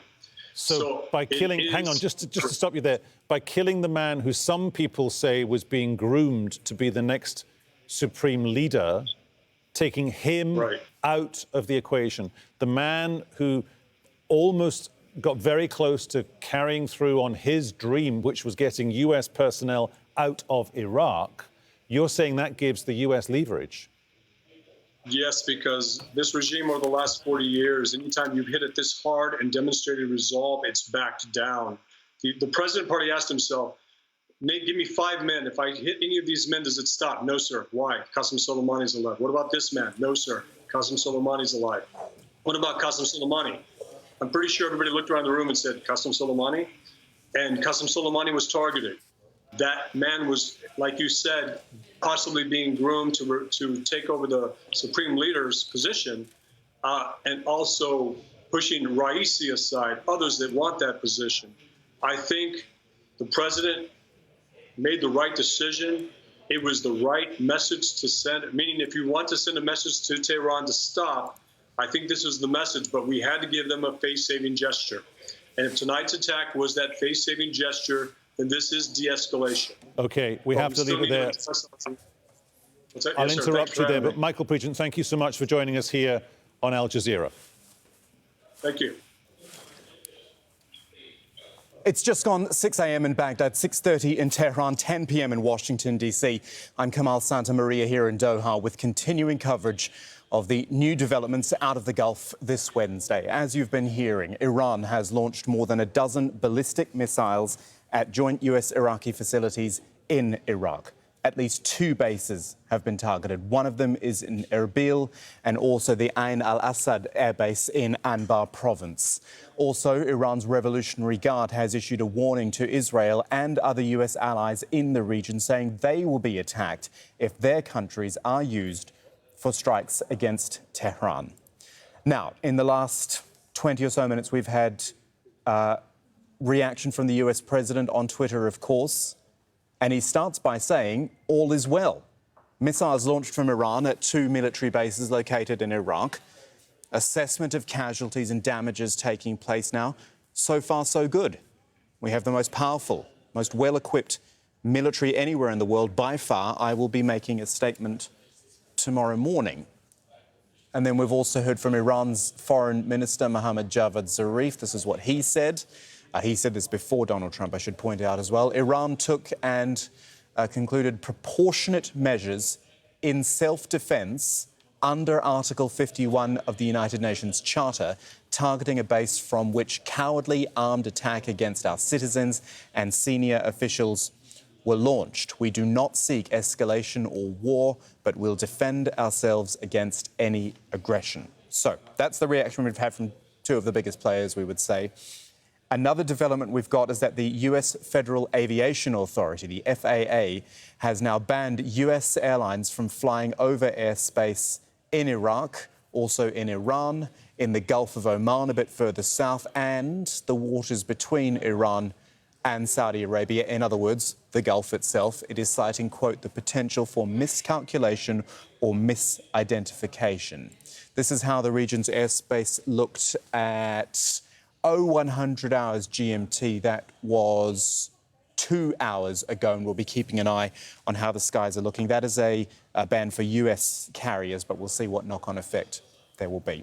Right, let's start in Baghdad. Osama bin Javaid, as I said, 6 in the morning there, and quite an extraordinary night it's been. Take us through it. Well, Kamal, the sound of helicopters in the air has now been just replaced by the morning prayers here in Baghdad, as it's just over 6 a.m. you mentioned. People in Iraq will be waking up to the news of this attack which happened on Iraqi soil, the burst fear, which was stated by Iraqi government officials. Their country is yet again the theater of war for two giants, as Iranians decided to attack two bases in Iraq, one in northern parts of Erbil and the other one in Anbar province, the Ain al-Assad base. In the last few minutes, we've heard from the Kurdish prime minister, from the Kurdish semi-autonomous region, saying that he's spoken to Secretary Pompeo and suggested steps for de-escalation as well. As you know, that the second attack hit the Kurdish semi-autonomous region in northern Iraq. The Kurdish PM Mansour Barzani has just tweeted. He's among the leaders who've now given their version of events, as you cited there, President Donald Trump as well as the Iranian foreign minister. We're still waiting to hear from the Iraqi government, which conspicuously remains absent from the scene. We've been speaking to Iraqi officials all night, both government and political, but we haven't heard from the Iraqi leadership itself. The last time we heard from the Iraqi Prime Minister, he said that the only solution and the way forward is for foreign troops to leave his country, and that's something that he's reiterated in phone calls with world leaders as well as the US ambassador when he met him. But as it stands, more than a dozen missiles landed at Ain al-Assad base. So far, according to the US president, all is well, and we have not heard of any casualties. Although there have been some indications by some Iraqi security officials that there might be some injuries on the Iraqi security side. That, again, is coming from just one source, one Iraqi security official fearing that there are some casualties, but no further details on that as well. So this is where we stand. According to the semi-government agency Tasneem in Iran, some forces of the Popular Mobilization Forces also launched their attack, but that has not been confirmed by either PMF sources on the ground or any other indication. Apart from these missiles, we have no other reports of any other ground attack being launched against any of these bases. So Osama, just to, sorry, I'm going to jump in there, my friend, just to go back to the point you made about not hearing from the Iraqi government so far. I don't want to state the obvious here, but this is all happening in Iraq. It is their country being used as a battleground between the United States and Iran at the moment, and they have a right to feel aggrieved about that. Well, I'm quite sure that they will be once they decide to comment on this. And it's been a very eventful night, Kamal, in the lead up to these attacks. You heard from the Secretary of State, Mike Pompeo, and you heard from the Secretary of Defense, Mark Esper, both of them directly contradicting what the Iraqi Prime Minister has been telling his people.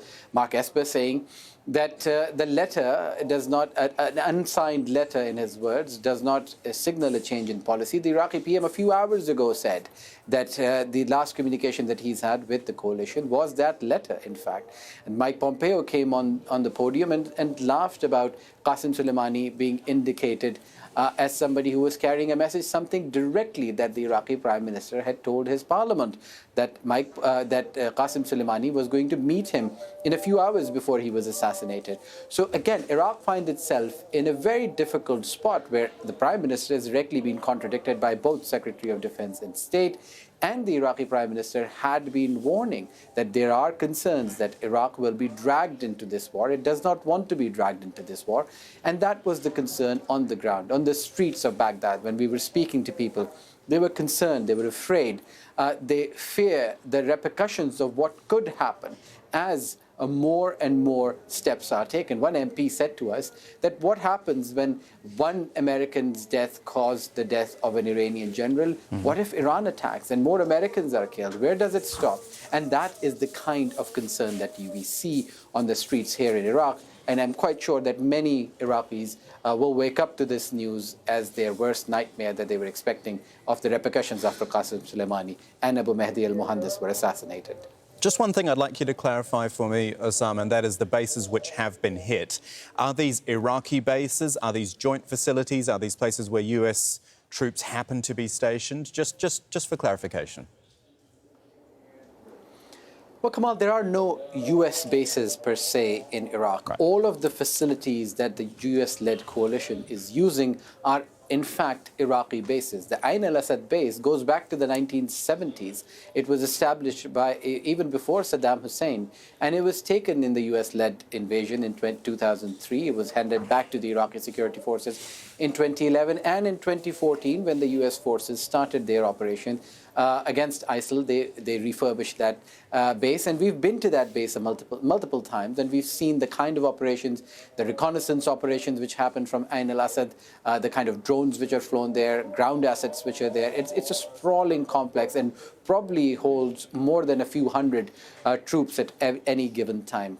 In Erbil, again, the facilities that they have are jointly shared with the Kurdish Peshmerga, and the other base that they have is adjacent to the airport, the Erbil International Airport.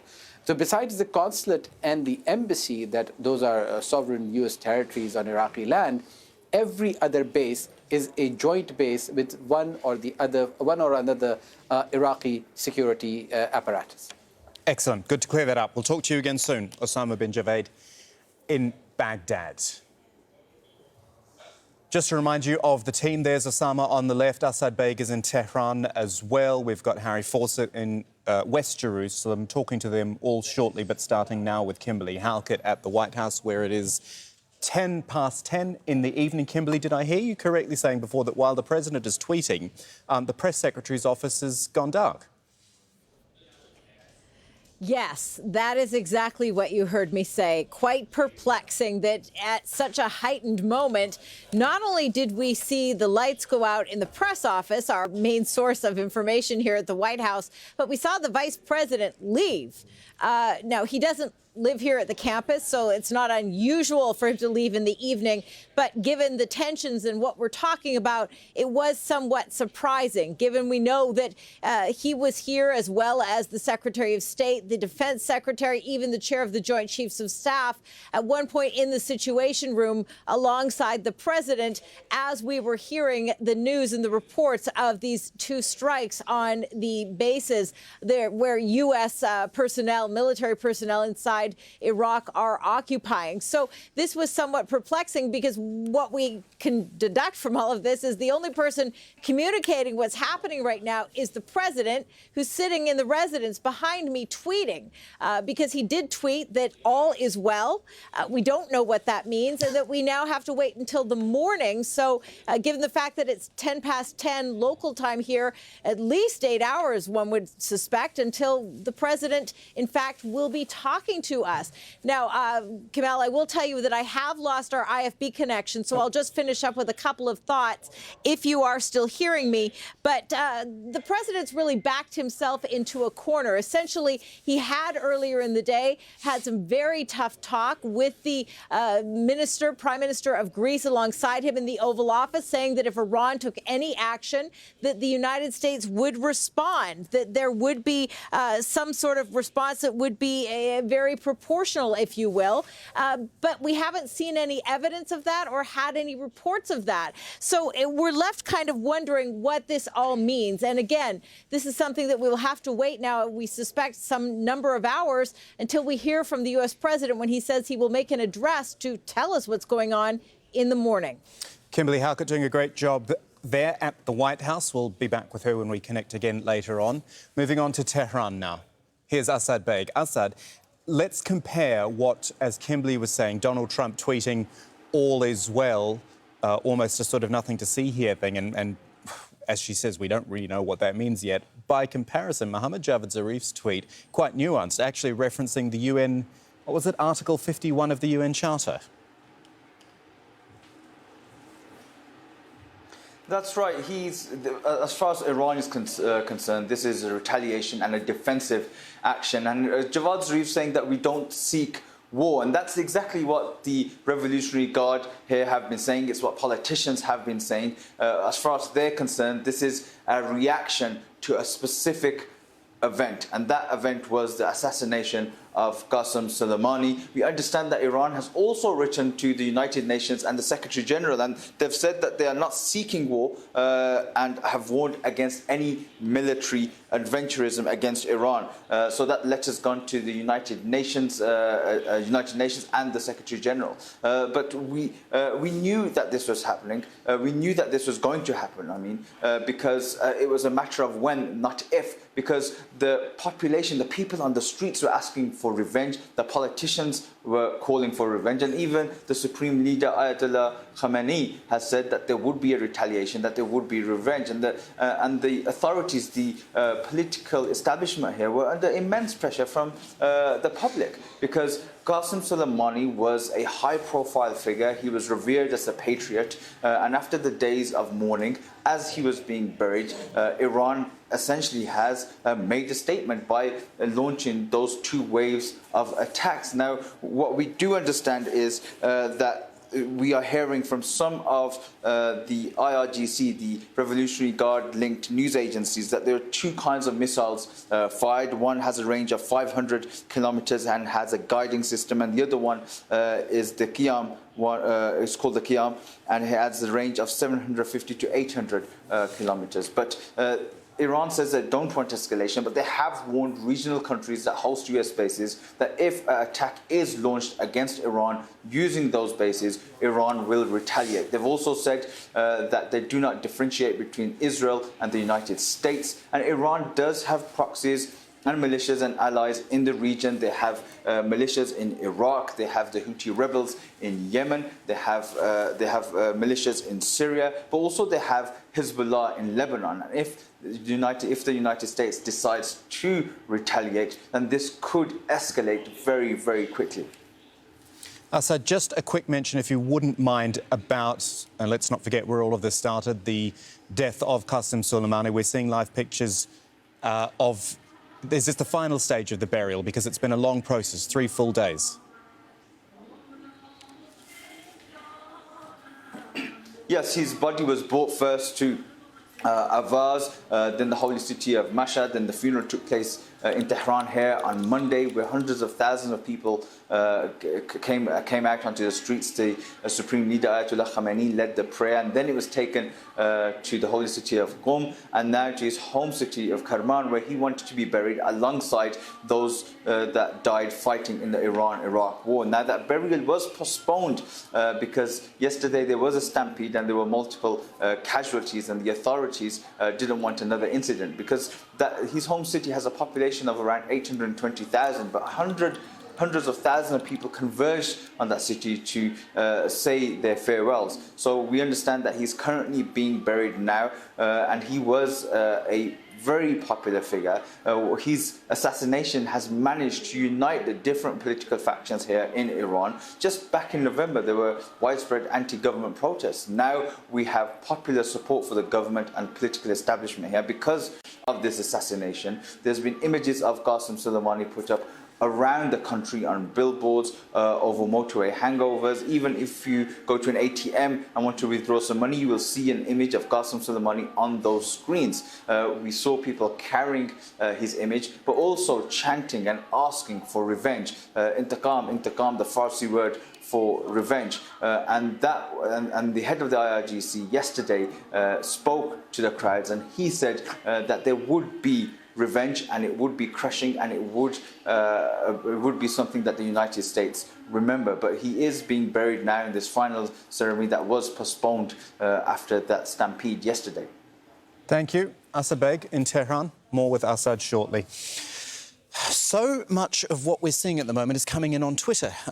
US President, Iranian Foreign Minister, now the Kurdistan Regional Prime Minister in Iraq, Masroor Barzani, has been on Twitter, and he has said he held a call with the US Secretary of State Mike Pompeo and suggested ways to de-escalate tensions and to contain the situation. So that's not response from the Iraqi government, but that is from Erbil, where one of the strikes did happen. That is in the Kurdistan region in Iraq. So let's take you through at, about 1:15 a quick reminder of the developing news. More than a dozen ballistic missiles fired at US facilities, joint US-Iraqi facilities in Iraq. At least 2 Iraqi air bases targeted. One, as I said, in Erbil, also the Ain al-Assad air base in Anbar province. Iranian state television has said the Revolutionary Guards launched, quote, tens of surface-to-surface missiles. Let's start getting some analysis. Earlier, Peter Dobbie was speaking to Lawrence Korb, who is a former US Assistant Secretary of Defense, who told us that Iran's retaliation for the assassination of General Soleimani puts President Trump in an extremely difficult position.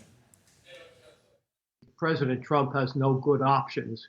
He thought that killing Soleimani would put a stop to this tit for tat, if you will, responses. He does not want to get the United States in a big war with Iran. I mean, Iran is much bigger, for example, than Iraq. But on the other hand, he doesn't want to look weak because basically he thought that killing Soleimani would put a stop to all of this. And remember, he ran as the president who was going to get us out of these wars. If you count the troops he sent in after the recent attacks on the U.S. bases in December, we have 60,000 troops in the region right now. And so he has no good options, and it'll be fascinating to see what he does. We do remember after the Iranians blew up the Saudi oil fields, he didn't retaliate. The Iranians may have taken that as a signal that they could, push him by attacking the American bases and killing the contractor. And of course, then he retaliated by killing General Soleimani. I think his least work option would be to maybe attack an Iranian ship, for example, in the Strait of Hormuz, or to basically hit some of the Iranian forces that are in Iraq. Those are the type of things I think he can do. And don't forget, we have the whole situation with Iraq. How are the Iraqis going to take whatever his response is? Will it get them to want to move the U.S. forces out, which would undermine our security because ISIS is reconstituting itself not as a caliphate, but as a terrorist group. As we mentioned earlier, Iran's Revolutionary Guard has issued a warning to US allies, and that includes Israel. So we'll talk to Harry Fawcett in West Jerusalem about that. Is this to simply say that Israel, you are an ally of the United States, we consider you effectively part of the United States in all of this? Yes, and I think that will come as no great surprise to the Israeli government. As you were saying, so much of this we are finding out and searching for on Twitter at the moment in terms of Donald Trump's reactions and others. The Iranian foreign minister, so far no reaction officially from the Israeli government, but this does accord in some way with what we were hearing from the Security Cabinet meeting which took place on Monday. During that meeting, Benjamin Netanyahu, the Prime Minister, telling his cabinet colleagues that this was an American-Iranian issue, that it was an American attack on Iran, and that Israel was not involved in it. Also leaks from that cabinet to local media suggesting that the intelligence services here in Israel had briefed the government that they expected US interests in the region to be attacked and not Israeli ones, at least in the first instance. And I think that is the key question here. Israel is very aware that if this situation does escalate, it will be very much in the firing line and could well be drawn into a wider conflict. And that was the message that I think we were getting from the IRGC in that news agency statement, in which it was saying that that Haifa, in particular, a very major port city in northern Israel, that could be attacked in a new wave of escalation should the United States respond. Right. So the picture I'm getting from you, and hopefully our viewers are as well, is that whilst we're looking at technically Iran versus the United States, it is all the other elements that Iran has in other parts of the Middle East, and a lot of them close to Israel, which Israel has to watch out for. Of course, yes. We have Hezbollah just on the northern border in southern Lebanon. There is Islamic Jihad, which is very closely aligned with Iran in Gaza, and of course Hamas, also with good relations, or at least repairing relations with Iran as well. And so Israel is aware of those elements of Iranian influence, very close to it, and also Iran inside Syria and inside Iraq. Israel, of course, has been carrying out strikes against Iranian interests in both of those countries in recent months, and in the case of Syria, years. And it has been targeting the IRGC and elements linked to Soleimani's forces as well. So the Israeli response, really, through Benjamin Netanyahu was both evincing some support for the fact that Soleimani is no longer a player in the region, talking about the threat that he posed, and saying that the United States had the right, as did Israel, to carry out military operations in its own self-defense, but without really fully endorsing the strike in terms of giving it the imprimatur of it being necessarily something that Israel would have done itself. Israel, of course, has been following Soleimani and monitoring Soleimani and his activities extremely closely, carrying out attacks. But this attack by Donald Trump's administration last week is a major game changer and is causing some concern inside Israel, despite the fact that many here would support Soleimani's removal. The potential consequences, if there is a wider escalation, will be felt very keenly here. And I think a lot of people will be looking, perhaps with some relief, at what Donald Trump said in that tweet, that all is well. We're trying to read all sorts of signals from pretty limited information so far, but the idea that the American president's first response after such a major, or at least after a direct strike on US interests by another sovereign nation, is to say that all is well, perhaps augurs towards some kind of de-escalation. But we, of course, as everybody does, await a full statement from Donald Trump, as Kimberly was saying, in several hours' time. OK, Harry Fawcett in West Jerusalem, thank you for that.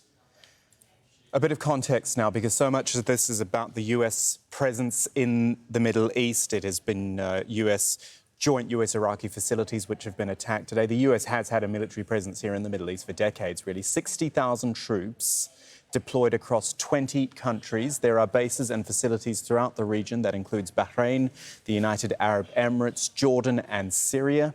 Kuwait has more than 13,000 US military personnel with an army headquarters, 2 air, 1 naval. And of course, the largest US military base in the Middle East is here in Qatar. It also houses another 13,000 troops. And then I guess more pertinent for what's happening right now, Iraq, an estimated 6,000 US troops, which includes the Green Zone, where the US embassy in Baghdad was recently attacked. Earlier, Donald Trump said the killing of Soleimani saved a lot of lives, and many countries have actually thanked him. He said Soleimani was planning imminent attacks, with more details to be revealed to Congress on Wednesday. We had tremendous information. We've been following him for a long time, and we followed his path for those 3 days, and they were not good stops. We didn't like where he was stopping. They were not good stops. We saved a lot of lives. He's been called a monster, and he was a monster. And he's no longer a monster. He's dead. And that's a good thing for a lot of countries. And he was planning a very big attack and a very bad attack for us and other people, and we stopped him. More on US reaction now with Kimberly Halkett, our White House correspondent. Kimberly, I'm going to just read out Donald Trump's tweet, which is about half an hour old now. With the curious beginning, all is well. Missiles launched from Iran at 2 military bases located in Iraq. Assessment of casualties and damages taking place now. So far, so good. We have the most powerful and well-equipped military anywhere in the world by far. I'll be making a statement tomorrow morning. I know we are used to expecting the unexpected with President Trump, Kimberly, but that was certainly not what I expected for him to start with all is well, and so far, so good. Yeah, let me try and translate that because I'm getting pretty good at tweets in between the lines after 3+ years of doing so. What essentially I think he's saying there in layman's terms is that right now the Pentagon is waiting for daylight, which I know, as we've been reporting, seems to be the sun seems to be coming up in the region. And this is typically when that so-called battle damage assessment takes place. So what the United States typically does in these situations is says all is well, because you don't want to hand a PR victory to your public relations victory to your enemy, in this case, Iran. So they're going to say all is well, even if it isn't well. In fact, the United States typically would be very tight-lipped if there was serious damage in any way to any of its infrastructure. If there had been any casualties, they're going to try and play that down. So the president starting that tweet off in a rather curious way, where we typically might have seen a carefully crafted statement coming out of the Pentagon. Instead, we're having a tweet from the U.S. president, which is now, for many years, has been official U.S. policy under the Trump administration. So the other thing that we have to watch for in all of this is what happens next, because the U.S. president just hours ago was very clear when he spoke in the Oval Office that if Iran took any sort of action, that there would be some sort of counterattack. Those weren't his exact words, but he certainly intimated that there would be some sort of heavy-handed response. You have to remember that this is a president that has a very thin skin. He likes to appear strong. He does not like to appear weak. So he's backed himself into a bit of a corner. Having said that, we also know that the president is having a lot of consultations, if you will, not just with his national security team, but with partners and allies as well. The latest being the Emir of Qatar. In fact, we got a readout in the last couple of hours by the White House press office saying that, in fact, the U.S. president had consulted with the Emir, that they had talked about Iraq and Iran, as well as critical bilateral regional issues. There perhaps may be some sober second thoughts that may be taking place right now, given the fact that both sides know, should this continue to escalate, the results will not be good on either side. So we are looking ahead to the tail end of that tweet where the president promises in the coming hours, in our morning, which is still quite some hours away, that the U.S. president will be telling us what exactly has happened and what he intends to do about it moving forward. So then it comes down to, it seems, and Assad Beg in Tehran was making this point earlier, it will come down to an interpretation. Is it retaliation or is it escalation? Because either side can view any event either way it wants. The Iranians are very clearly saying this is retaliation for one specific event, the killing of Qasem Soleimani. It would require Donald Trump to see it that way as well, for there to not be further retaliation.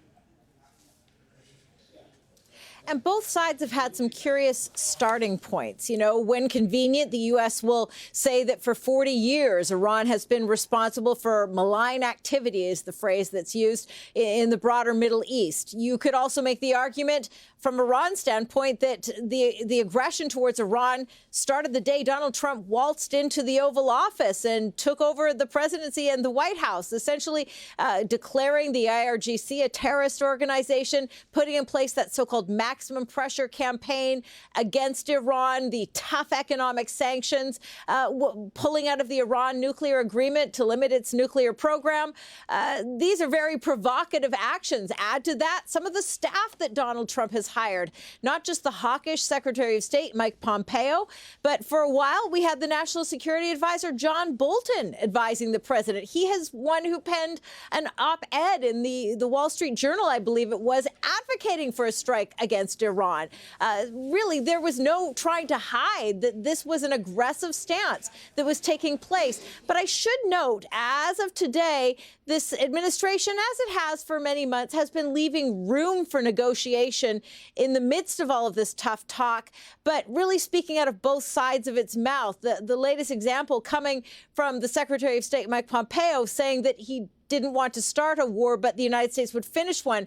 Very similar to the statement we got from the Iranian foreign minister in just the last couple of hours, some sort of similar language. It seems both sides using that language right now. But again, the United States very aggressive, because that same Iranian foreign minister is not being allowed to come to the United States on Thursday. The United States has not allowed him to have the visa to enter for the meetings of the UN Security Council set to take place on Thursday. So as the United States says it wants to negotiate, it's not allowing a man who could allow for some of those negotiations into the country. So the United States has picked a curious starting point as it continues to point the finger at Iran. It's saying it's still open to negotiations, but its posture hardly seems so. Kimberly Halkett at the White House. Thank you, Kimberly. A reminder, as Kimberly was talking about there, as we were discussing there, that these attacks are in retaliation, Iran says, for the killing of General Qasem Soleimani, who is finally being laid to rest. These pictures from Kerman in Iran, about 1,000 kilometres or so south of the capital, Tehran. Remember the events of yesterday, where upwards of 40 people were killed in a stampede at the funeral after a 3-day mourning period, a 3-day funeral procession period. And now I would believe that is the casket there that people are praying over and putting flowers on, and this would be the final resting place eventually in Kerman. The early morning, it's about 7 a.m., a little bit after 7 a.m. In Iran at the moment. So just a reminder, everything we're seeing, certainly in the Iranians' point of view, is coming back to this, the killing of General Soleimani. Some more analysis now. Faisal al-Istrabadi, who is a former Iraqi ambassador to the United States, who spoke to us earlier. He says he fears Iran and the US are unwilling at this stage, and this is building on what Kimberly was saying, to engage in the diplomacy required to de-escalate tension. From a legal perspective, the United States and Iran certainly are at war. They have been sort of in a proxy war. The term proxy now has to be removed. Now, politically, diplomatically, that doesn't mean that we are fated or to have a general war between the two, albeit it would of necessity be an asymmetric one between Iran and the United States. This does not mean that there cannot be, as they say, off-ramps, but both sides have to be willing to engage in diplomacy. And right now, I fear that I do not see either side, the Iranian or the American, willing to do the things necessary to engage in diplomacy. Apparently, the Iraqi prime minister was trying to play the role of an intermediary before all this between Saudi Arabia and Iran. Since these events have taken place, some of the Gulf states have tried to intermediate between the United States and Iran. One or the other or both parties are going to need to take advantage of those opportunities to take us off what is a very dangerous escalation for the region, for everyone in the region. It's a little after 6:30 a.m. now in Baghdad, 7 in Tehran and 10:30 p.m. in Washington, D.C. I'm Kamal Santamaria, continuing coverage here on Al Jazeera of developments out of the Gulf this Wednesday. This is what's happened. Iran's launched more than a dozen ballistic missiles at joint US-Iraqi facilities in Iraq. 2 bases targeted, at least. One of them in Erbil in the north, the other is the Ain al-Assad air base in Anbar province. And in addition, Iran's Revolutionary Guard has issued a warning to Israel and to other US allies in the region, saying they will be attacked if their countries are used for strikes against Tehran. And then on top of that, the FAA, that is the US Federal Aviation Authority, has now banned US airlines from flying over this area. This means airspace in Iraq That's Donald Trump's tweet from earlier. We'll come back to that a little bit later. But we're talking about airspace in Iraq, Iran, the Gulf of Oman, and the waters between Iran and Saudi Arabia, which basically means the Gulf itself. It is citing the potential for miscalculation or misidentification. So this is Flight Radar 24. I believe this was at 0100 hours GMT, which is 2.5 hours ago now. A lot of congestion you see sort of down to the bottom of your screen. You see Qatar there, Bahrain, United Arab Emirates. These are big hubs which a lot of US airlines do fly into. And for Qatar as well, you can already remember that there is a blockade in place, which means not flying over Saudi Arabia or the UAE. So any limitations over Iraq and Iran will, tighten that bottleneck even further. It's such a busy part of the world, aviation-wise. This has come from the FAA, I should point out, the US Aviation Authority for US carriers, but we wait to see if it is extended beyond that. In fact, we heard from aviation analyst Carl Bailey a little bit earlier. He's explaining why and what impact this will have. Have a listen. Basically, it means is the FAA is being proactive in protecting the airspace and ensuring that US-based aircraft and aircraft flying over the region are safe, because there have been missiles launched, ballistic missiles, and they're being very proactive here in ensuring the safe operation of aircraft in the region. In fact, we have to keep in mind also that there are countermeasures. So if a ballistic missile is launched, the opponents actually have defensive measures on the ground to try to intercept those missiles that are being launched. And quite often those are heat-seeking missiles. So also if those are, if an airliner is giving off a heat signature from its engines, it could possibly interfere with the countermeasures from what's intercepting those missiles, and could quite, in fact, hit a commercial aircraft flying overhead in the region. It would primarily affect, I would think, long-range international flights where you might have some kind of fuel constraints for long-haul flights. But I think for short-haul flights, I think it pretty much will be business as usual for the most part. But yet, obviously, there will be some lost time for some quite minor diversions as a result of this airspace being blocked. My feeling is, there's a lot of uncertainty now on if there is or if there's not going to be a reaction until the FAA is confident that everything is settled down as far as the possibility of any projectiles or any kind of arms going up into the air through the airspace. When that risk is 100% eliminated, I feel the FAA will, possibly will lift the restriction on commercial aircraft. As far as restrictions go, I'm not aware of any typically no-fly zones in the area.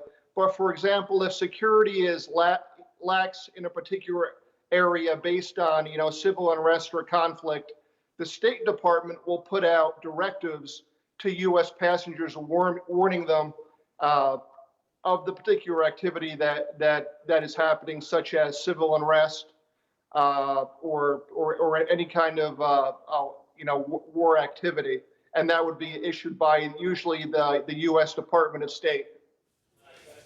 So that's just another layer, if you like, to add to things, the fact that the US Federal Aviation Authority is limiting airspace for US carriers in the Gulf at the moment. Keep a close on that. In fact, we'll check in with the Flight Radar 24 in a bit and see if there has been any sort of change, particularly in the US carriers. At the centre of all this, obviously, is our conflict between the United States and Iran at the moment, which is playing out in Iraq. We're going to talk to Asal Rad, who is a senior fellow at the National Iranian-American Council, on Skype from Irvine, California. Asal, thank you for your time. Central to this, and I was talking to our correspondent about this before, is whether you view this as retaliation or escalation. Iran is being very clear to say this is retaliation. These rocket attacks are retaliation for the killing of General Qasem Soleimani, but it's whether or not the United States, and particularly Donald Trump, chooses to view it as that. Absolutely. And to give credit to President Trump when credit is due, his reaction on Twitter has been quite different. It seems to be restrained. There's a sort of reassuring tone, though it's still very concerning to have to wait till the morning to hear what the United States intends to do. And so we'll have to wait until then to have a full assessment and a full detail of what actually happened. We have to be very careful not to jump to any conclusions. There were earlier reports that there were 30 casualties. Now we're saying there doesn't seem to be casualties. So we don't have all of the information to draw conclusions from. In terms of the Iranian side, it would be wise to think about Iranian decisions, not just in this situation that we're seeing now, but over the last year and a half since the United States pulled out of the nuclear deal.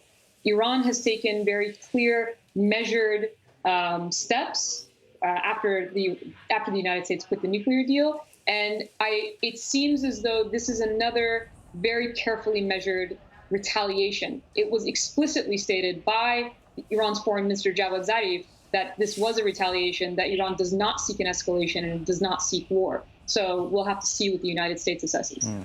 OK, so there's retaliation, there's escalation, and there's a third prong, which could be diplomacy. Do you see any room for diplomacy, given the fact that Javad Zarif can't get into the United States at the moment, it seems? He can't get a visa. And Mike Pompeo, even though he is technically the chief diplomat of the United States, is probably not the most diplomatic player. There's always room for diplomacy, and that's because what the United States and Iran have done in the past is there are third parties who can facilitate that diplomacy. And unfortunately, because of what's happened since the United States with the Iran deal, those channels for diplomacy have been closed. But there is always room for diplomacy before we hit a full-scale conflict. It's very important to remind ourselves that this is not a full-scale conflict. For the same thing that we reminded ourselves just 5 days ago, when the U.S. assassination of Qasem Soleimani was carried out, this is still not a full-scale conflict, and that has to be emphasized. There's still a road for diplomacy. To note the idea of diplomacy, looking at what Iran announced in terms of the JCPOA, Iran did not quit the JCPOA. The decision that they made to reduce their last limitation was something that they had decided before the assassination of Soleimani. So this was, again, a series of steps that Iran had planned to take. Specifically, in their statement, they said that if sanctions were lifted and all parties returned to the deal, they would return to the deal as well. So that means the framework of the deal is still in place, and that deal is emblematic of diplomacy. Who can play that diplomatic role? I believe I've read in the past that Switzerland's been involved, the classic neutral player. Who else has got some leverage with either side or both sides at the moment? Oman has played a role as mediator in the past. You have Japan, who's tried to play a role. The French president has tried to play a role. At this point, really, any party that can communicate between the two sides should intervene, because whatever conflict, whatever escalation could occur is not something that will be isolated to Iran and the United States. Of course, everybody knows that it will have extreme blowback within the region itself. But the consequences go further than that. This is really an issue of global impact. And so we need those parties to intervene. Assad Rad joining us from Irvine, California. She's with the National Iranian American Council. Great to talk to you. Thank you. Thank you very much. So we're talking about the possibility for diplomacy there, but clearly there is military action first and foremost at the moment. And earlier, the Pentagon said it expected Iran to retaliate against the United States. Though Secretary of Defense Mark Esper was calling for de-escalation, he warned the US is prepared to end any war with Iran. Let me reiterate that the United States is not seeking a war with Iran, but we are prepared to finish one. We are seeking a diplomatic solution, but first, this will require Iran to de-escalate. It will require the regime to come to the table with the goal of preventing further bloodshed. And it will require them to cease their malign activities throughout the region. As I've said, we are open to having this discussion with them, but we are just as prepared to deliver a forceful response to defend our interests.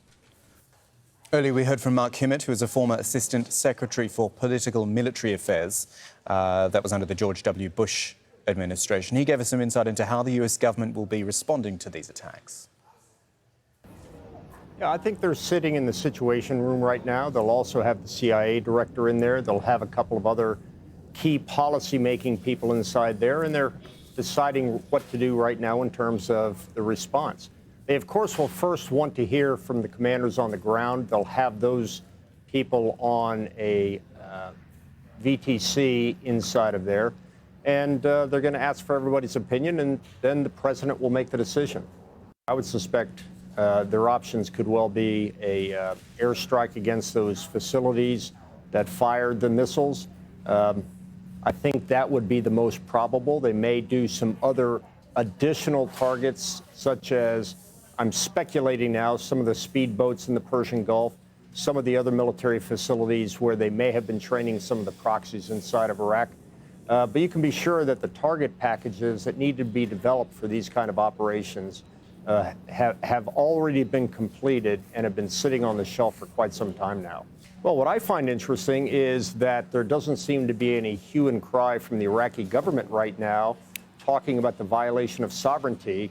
We have pictures of the Ayatollah looking at a screen as these missiles that are being fired from Iraq, from Iran into Iraq.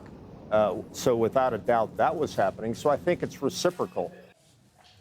And also Joshua Landis, director of the Center for Middle East Studies at the University of Oklahoma, spoke to us and explained why he believes Iran won't give in to the U.S. pressure. Iran is committed to escalating. Zarif, the foreign minister, and others made it very clear months ago that Iran could not afford to capitulate to the United States because they believe that the United States wants regime change and would crush them. So they have to escalate. Ever since President Trump scuttled the Iran deal, there has been a steady tit-for-tat escalation. And that, neither side can afford to give in because they'll look weak. The leaders of both sides have committed to this escalation, and it's hard to see how it gets, where the off-ramp is and how people can de-escalate. You can quibble about what kind of government Iraq has, and certainly there are some Iraqis who are happier today than they were under Saddam Hussein. But the basic fact is that the United States, in order to destroy the order that was in Iraq under Saddam Hussein, cast the Sunni Arabs from the top of society down to the bottom and catapulted the Shiite Arabs, who were at the bottom of society previously under Saddam Hussein, 60% of the population, to the top, and gave them the government. And the government is run by Shiites today. They have a majority in parliament, and they voted for America to get out. They are sympathetic to Soleimani. They are sympathetic to Iran. The Shiites, by and large, in Iraq, look at Soleimani as a hero. He came in, he saved them from ISIS, who was sweeping in, possibly going to take Baghdad in 2014. He organized the Shiite militias, he armed them, he helped, Iran helped them to turn back ISIS. So did America, but many people are grateful to Soleimani for that. Now, Sunni Arabs, many of them, look at Soleimani as a criminal in the same way that in the same way that President Trump does. But Iraq is divided. The thing is that the Shiites have the majority, and they voted, and they are sympathetic, by and large, to Soleimani. And that's something that America did. They did not understand, America did not understand Iraqi realities, and that's been borne out time after time. We've miscalculated at almost every turn. Now, in amongst all of this news, some more breaking news to bring you. A Ukrainian airplane has crashed. This is with Ukraine International Airlines, and it has crashed, coincidentally, in Iran. After takeoff from Imam Khomeini Airport, Reuters is reporting it's crashed due to technical problems. Iran's Civil Aviation Authority saying this happened shortly after takeoff, and we believe 180 passengers and crew aboard. So that is a Ukrainian airline, a Ukraine International Airlines. Also happens to be a Boeing 737, not a Boeing 737 MAX, as far as I can see, which we, of course, know has been caught up in two other fatal plane crashes. But this is a Boeing 737, Ukrainian International Airlines. It's taken off from Imam Khomeini Airport in Tehran and crashed shortly after takeoff. That's all we know at the moment. And we'll bring you more on it. And hopefully, actually, Asad Beg is with us in Tehran. Hopefully, Asad will be able to bring us more on it a little bit later on. In the meantime, Asad, bring us up to date with, well, I guess, reaction now out of Tehran, as it is early morning there now, after the rocket attacks overnight. Yes, the sun's coming up here in Tehran, and people will be waking up to the news that Iran has retaliated. And many people here that's what they wanted. That's what they've been asking for out on the streets. And there was immense public pressure on the political establishment here to react, to seek revenge for the assassination of Qasem Soleimani, and that's exactly what they've done. But the Foreign Minister Javad Zarif did tweet out, and he said that this was an action taken under Article 51 of the UN Charter, and he said that Iran does not seek escalation or war, but will defend themselves under aggression. Now, Iran's Revolutionary Guard have also issued a statement. They've warned any regional country that hosts United States bases that if an attack is launched against Iran from those bases, then those countries will become a target. They've also said that they don't differentiate between Israel and the United States. So there's a threat that they will be dragged into this if the United States retaliates. Now, we know that there were 2 waves of attacks around 1:30 to 2 a.m. The first wave, local time, targeting that US base in Iraq, and the second attack took place around an hour and a half after that. Now, we've seen images of the Supreme Leader Ayatollah Khamenei looking at screens, apparently looking at the launches or overseeing that. But we know that this retaliation, that this revenge goes right to the very top. Ayatollah Khamenei himself had said that there would be revenge, that there would be retaliation for the assassination of General Qasem Soleimani. And things have changed in Iran. Back in November, there were widespread anti-government protests, but because of this assassination, because of the personality of General Qasem Soleimani and how popular he was, there has been widespread support for him, but also the political establishment here. Qasem Soleimani was just being buried tonight. His funeral was postponed because there was a stampede yesterday in his home city of Kerman, but he's just being buried. And this is a statement from Iran because they had to respond as far as they saw it. They could not remain silent after one of their top generals, the second most popular person in Iran, was assassinated by the United States. The wording is so important, isn't it, Assad? You've been talking about, and the Iranians have been talking about, retaliation. And they see it as retaliation for a very specific event, the assassination of Qasem Soleimani. It is up to others how they interpret it, isn't it? And by others, I mean the United States, because they could well see it as escalation.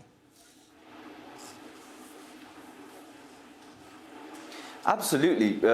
Iran has been very specific that this is a retaliation for a single event, and that is the assassination of Qasem Soleimani. Now, how the United States reacts to this will determine what takes place, because there is a threat of a wider conflict, a war in the region. And although the United States has overwhelming firepower, Iran does have the ability to change the face of the Middle East. They have proxies and militias in Iraq. They have the Houthi rebels in Yemen. They have militias in Syria. They have Hezbollah in Lebanon. But also, let's not forget where Iran is positioned regionally. There's a Strait of Hormuz where 20% of the world's oil passes through, and its most narrow point between Iran and Oman is 33 kilometers wide, and actually the shipping lanes are only 3 kilometers wide. So essentially Iran has always said that if they wanted, they could close the Strait of Hormuz. It's not sure how long they would be able to maintain that, but it would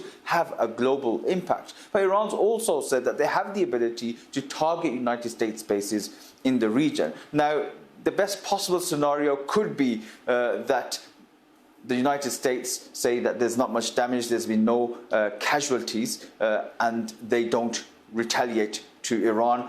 Both parties save face, and it goes back to normal hostilities. You know, words, tweets, as we've been seeing, but no military action. That's the best possible scenario. But if the United States does react, does retaliate to Iran's missile strikes that have taken place here this morning, then Iran will be forced, as they've said, to escalate this. OK, Assad Begs in Tehran. Assad, thank you so much for that. So as we approach the top of the hour on Al Jazeera, let's just remind you of the developments as they've happened. Assad has been telling us about retaliatory airstrikes from Iran, or I shouldn't say airstrikes, I should say missile attacks in Iraq. These are the pictures of them. We've been sort of running them, but it's really worth having a good look at them. The lights in the sky of the missiles. This is over the Ain al-Assad air base. It is an Iraqi facility. Osama bin Javed was pointing out earlier, our correspondent in Baghdad, that there are no US bases in Iraq. Now there are Iraqi bases with US personnel there, and that's what this is, and that's the aftermath of Ain al-Assad. And there was also an attack on a base in Erbil as well. It's quite something actually looking at those pictures, isn't it, in the night sky. All that smoke and fire from the dozens of Iranian missiles that were fired into Iraq. So that's what we've seen there. Let's not forget that this is a retaliatory attack, the Iranians say, for the killing of General Qasem Soleimani. He is being laid to rest today. These are the live pictures from his home city of Kerman. The burial was supposed to happen yesterday. It was, of course, postponed by that terrible stampede that killed upwards of 40 people. So today it is continuing, and we've seen pictures of the casket there. You see the pictures of General Soleimani everywhere there through Kerman there in the early morning in Iran, coming up 8:30, I think, almost 8:30 in the morning in Iran as well. So that's what we're seeing from Iran as well. The other developments are that there is a limitation from the US Federal Aviation Authority on US carriers moving through the Gulf at the moment. There are concerns that they could be misidentified, and this is Flight Radar 24 at the moment, having a look at the airspace above the Gulf, also the Gulf of Oman, Iran and Iraq. That area now limited by the Federal Aviation Authority to US carriers. So much happening. Our correspondents standing by all over the region to bring you the very latest on Al Jazeera in just about 2 minutes' time. We'll see you then. Across Europe, immigration is high on the agenda. And in Hungary, it's presented as a pressing issue. We don't have immigrants at all, zero immigration. But this is the one political topic anybody and everybody is discussing. The far right is preparing for battle, and their opponents are anyone who is different. Prejudice and Pride in Hungary on Al Jazeera. The UN published the most comprehensive study of life on Earth. They found 1 million species face extinction. That's more than 12% of known life on Earth. We're on track to destroy the natural infrastructure on which our world depends. The report identifies the 5 main drivers of this ecological crisis. First, the way we use and abuse our planet's resources. 75% of the land and 2/3 of the marine environment have been severely altered by human activity. Exploitation of species through overfishing and hunting. Climate change caused by our greenhouse gas emissions. Pollution, and finally, the havoc wreaked on local ecosystems by invasive species. The report's authors say the decline can be slowed, even stopped in some cases. But to do that, we must transform our relationship with Earth. When the news breaks. Today, the current government has lost the trust of the people. They can't do anything because the protesters are against them. When people need to be heard. Places like Wokingham represent the last chance for opponents of Brexit trying to stop the Conservatives. Al Jazeera has teams on the ground. It now hopes the meeting in Paris will push politicians to create a competent and credible government. To bring you more award-winning documentaries and live news. On air and online.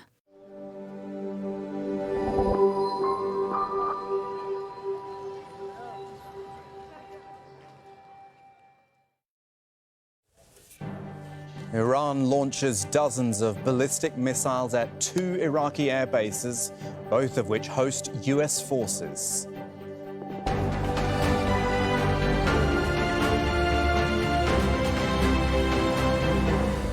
Hello from Doha, everyone. I'm Kamal Santamaria, continuing coverage here on Al Jazeera of events out of the Gulf. The US Aviation Authority has banned US airlines from flying over parts of the region. Also, the Iranian military chief whose death sparked the escalation between the US and Iran is finally being laid to rest. There's a lot of fear and anxiety and just worry about what's to come. And why the death and the assassination of Qasem Soleimani has caused fear for Iranian-American communities in the US.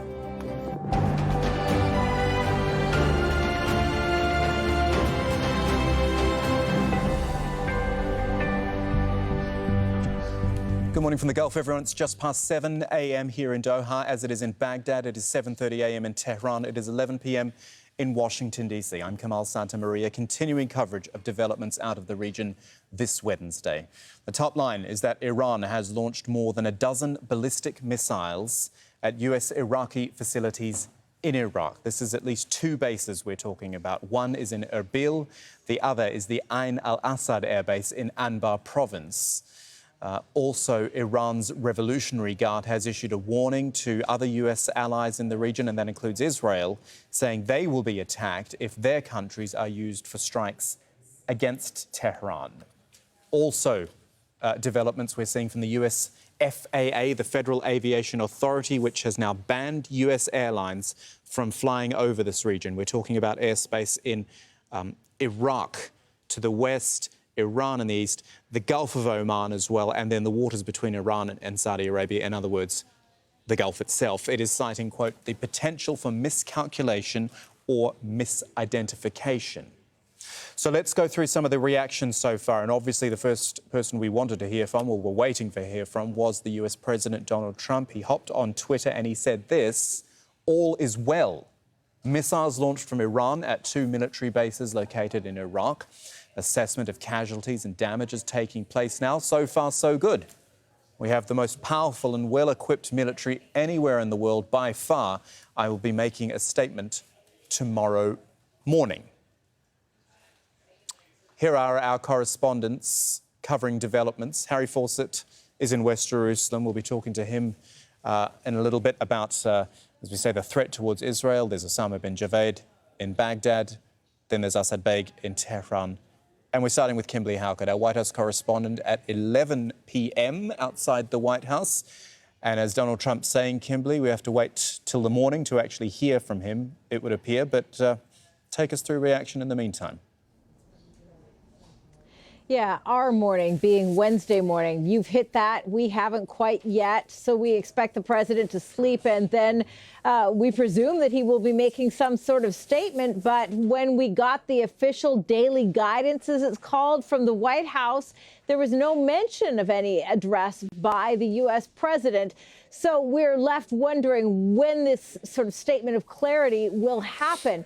What we should say is that we had been for many hours here in Washington, and it wasn't just reporters, it was ordinary Americans essentially holding their breath, feeling in a state of heightened security, given the fact that the president just hours earlier had used very tough language towards Iran, saying that if it did strike on any U.S. interest, that in fact there would be an attack by the United States. His exact words, we have to as retribution. So given the president had said that and telegraphed essentially his next move, when word came down of those two strikes on bases that have U.S. military interest by Iran, it was almost as if we were expecting in the very next breath that there would be reports coming from the Pentagon of some sort of retaliatory measure by the United States. We have not had reports of that. Now in the region, we know it is daylight. Typically, those type of attacks do not occur in daylight.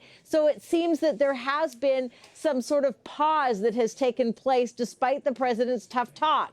Now, this may have something to do with the consultation the president has been doing in the last few hours with partners and allies. We've had readouts, not just from the Emir of Qatar, where we know that Iran-Iraq was discussed, but also the White House press office releasing a statement saying that the president also consulted with the Chancellor of Germany, Angela Merkel. So we do know that the president is perhaps weighing his options, his next options. We also know the Pentagon is conducting what's called a battle damage assessment. But expect there won't be a lot of details in that, Kamal, because typically the United States will play down if there had been any significant damage to any of their military operations, not wanting to hand a PR victory to the so-called enemy, in this case, Iran. Does anyone talk about potential diplomacy, Kimberly? Mike Pompeo is technically the chief diplomat of the United States. He is the Secretary of State. But his counterpart, that would be Mohammad Javad Zarif, the Iranian foreign minister, can't even get into the US at the moment. That's exactly right. I'm glad you asked that question, because the exact words we heard from Mike Pompeo as he gave a briefing about Iran earlier on Tuesday. He said the United States seeks a diplomatic solution. His exact words, wanting to de-escalate these tensions, but at the same time, looking for ways for Iran to cease its so-called malign activities. And you're right, as the U.S. seeks a diplomatic solution to the tensions in the back and forth between Iran and the United States has also, in the same breath, prevented the Iranian foreign minister from attending the meetings that will take place at the United Nations Security Council on Thursday. The U.S. State Department has the ability to issue this visa. Officially, they're saying that there were some processing problems. Well, we know very well that the United States could undo that. The State Department could undo that if they wanted to. But right now, not granting the visa for the Iranian foreign minister to attend those very important meetings where negotiations and a diplomatic solution presumably could take place. So while the United States is saying, on the one hand, they want a diplomatic solution, on the other hand, we've seen very aggressive action and very tough talk from the Trump administration. Thank you. Kimberly Halkett in Washington at the White House there. So let's go through the Iranian reaction now, starting with what the foreign minister said, tweeting, Mohammad Javad Zarif. He said Iran took and concluded proportionate measures in self-defense under Article 51 of the UN Charter, targeting base from which cowardly armed attack against our citizens and senior officials were launched. We do not seek escalation or war, but will defend ourselves against any aggression. On top of that, we have heard the advisor to Iran's president, Hassan Rouhani, tweeting, quote, any American military action against Iran will lead to a wide war in all of the region. And then, as well, we should remind you about these pictures from Kerman in Iran, the burial ceremony for Qasem Soleimani, the Iranian military chief who was killed in a US airstrike on Friday. His death, of course, is what has sparked this latest escalation in tension. It is his death that the Iranians say that this rocket attacks today missile attacks are in retaliation for. The funeral was supposed to conclude yesterday, of course, but there was that terrible stampede which happened, and upwards of 40 people were killed. Right, Asad Beg is our correspondent in Tehran now. The language that Mohammad Javad Zarif used in his tweet I thought was interesting, Asad. It was very specific, whereas Donald Trump was saying, hey, all is well. Zarif is talking about specific articles of the UN Charter.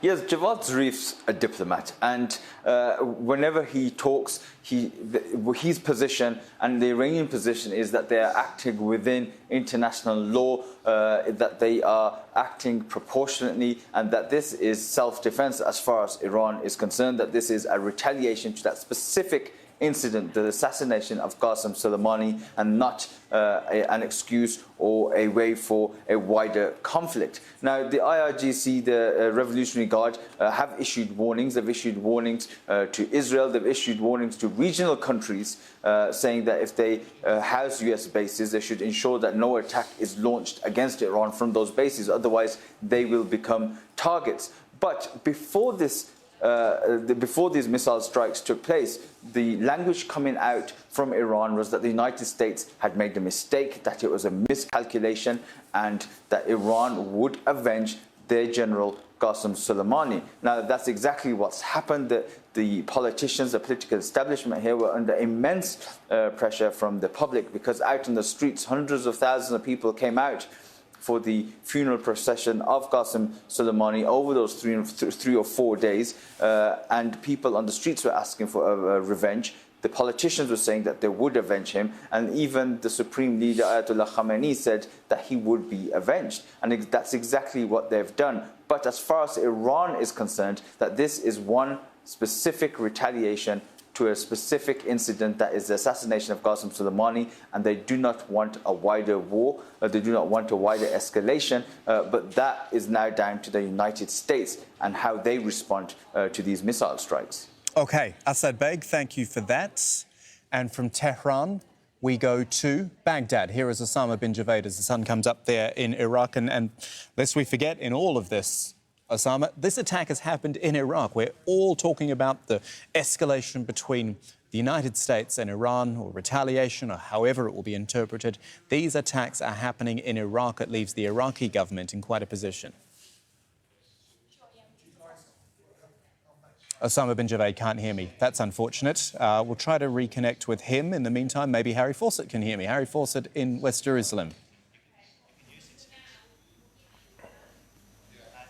Yes, I can. Yeah, hi. Yes, brilliant. OK, hi, Harry. So Iran's Revolutionary Guard issuing a warning to Israel. Take us through that.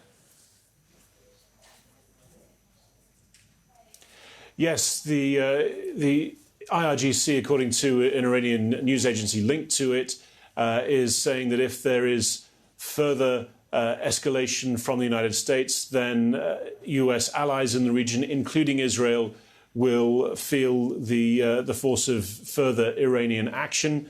And according to reports on the Telegram account, the northern port city of Haifa was mentioned in specifics. And so that is, of course, very much within the general terms that Israel had been operating under for some time.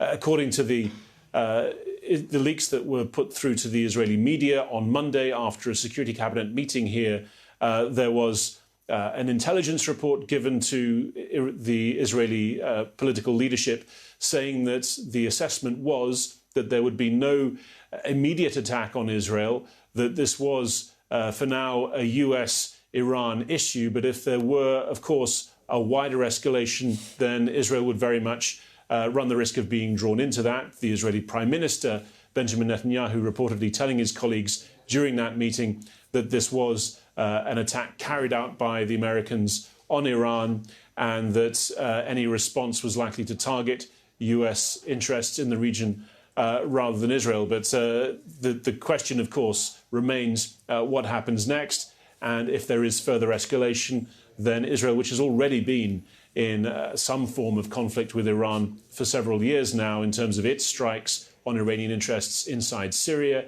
and more recently inside Iraq, then there's the very high possibility of Israel being drawn into a wider conflict. Yeah, we keep hearing that, don't we? A potential wider conflict. Thank you, Harry Fawcett in West Jerusalem.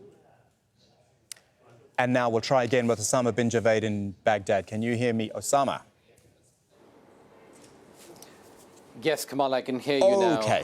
Take us through, then, developments. As we say, you know, we just obviously focus so much on the escalation or the retaliation between the United States and Iran, but this is all happening in Iraq. Let me just quickly run you through what happened in the early hours of the morning. Kamal, more than a dozen missiles hit Ain al-Assad base in Anbar province here in Iraq. Multiple other missiles landed near U.S. bases in Erbil. That was confirmed by the U.S. president as well. As we've been following this story, the IRGC in Iran said that it is in retaliation to the killing of Qasem Soleimani, and they almost timed it to the time of death where the Americans fired missiles at Qasem Soleimani. Since then, we've been hearing reports of damage, material damage, but no casualties as yet. We've heard from some Iraqi officials fearing that there might be some Iraqi casualties, but now, as day breaks, things are expected to become clear. We've also heard from the Prime Minister of the Kurdish region, Masroor Barzani, who said that he's spoken to the U.S. Secretary of State and has suggested made some suggestions for de-escalation after these attacks. So this is what Iraq had been anticipating, what Iraqis had been fearing and expecting, and the Iraqi government saying that it does not want to get bogged down, it does not want to get dragged into this war between the United States and Iran. Many Iraqis who we've been speaking to were afraid of this, and it seems to have happened. It is interesting that we've heard from all sides. We've heard from the Iranians, the Americans, the Kurds. But the government that we have not heard from is the Iraqi government. The last communication from the Iraqi government was when the Prime Minister spoke to the cabinet, saying that the only way forward for Iraq to get out of this crisis is if international and foreign troops leave Iraqi soil. Osama bin Javed in Baghdad, thank you for that update. Just before we take a break, there is another development out of Iran to tell you about. This is a Ukrainian airplane, Ukrainian International Airlines plane that has crashed near the airport in Tehran, Imam Khomeini Airport, crashed after takeoff. So says a spokesperson for Iran's Civil Aviation Authority. 170, or I've seen other reports, 180 passengers and crew on board. It is a Boeing 737 plane, not one of the MAX jets, which we've seen in previous crashes. Of course, this is, I believe, a 737-800, which was perhaps 3 years old. So very little detail at the moment, but we know it's a Ukrainian International Airlines plane. It's a Boeing 737. It's crashed after taking off from Tehran Airport, and there were up to 180 people on board. More on that one when we get it. Let's grab a break, shall we? So much more to come, though. Global markets are reacting to the unrest in Iraq. Oil prices are surging. More than $3 a barrel. We'll be talking about that with our economics editor in just a moment.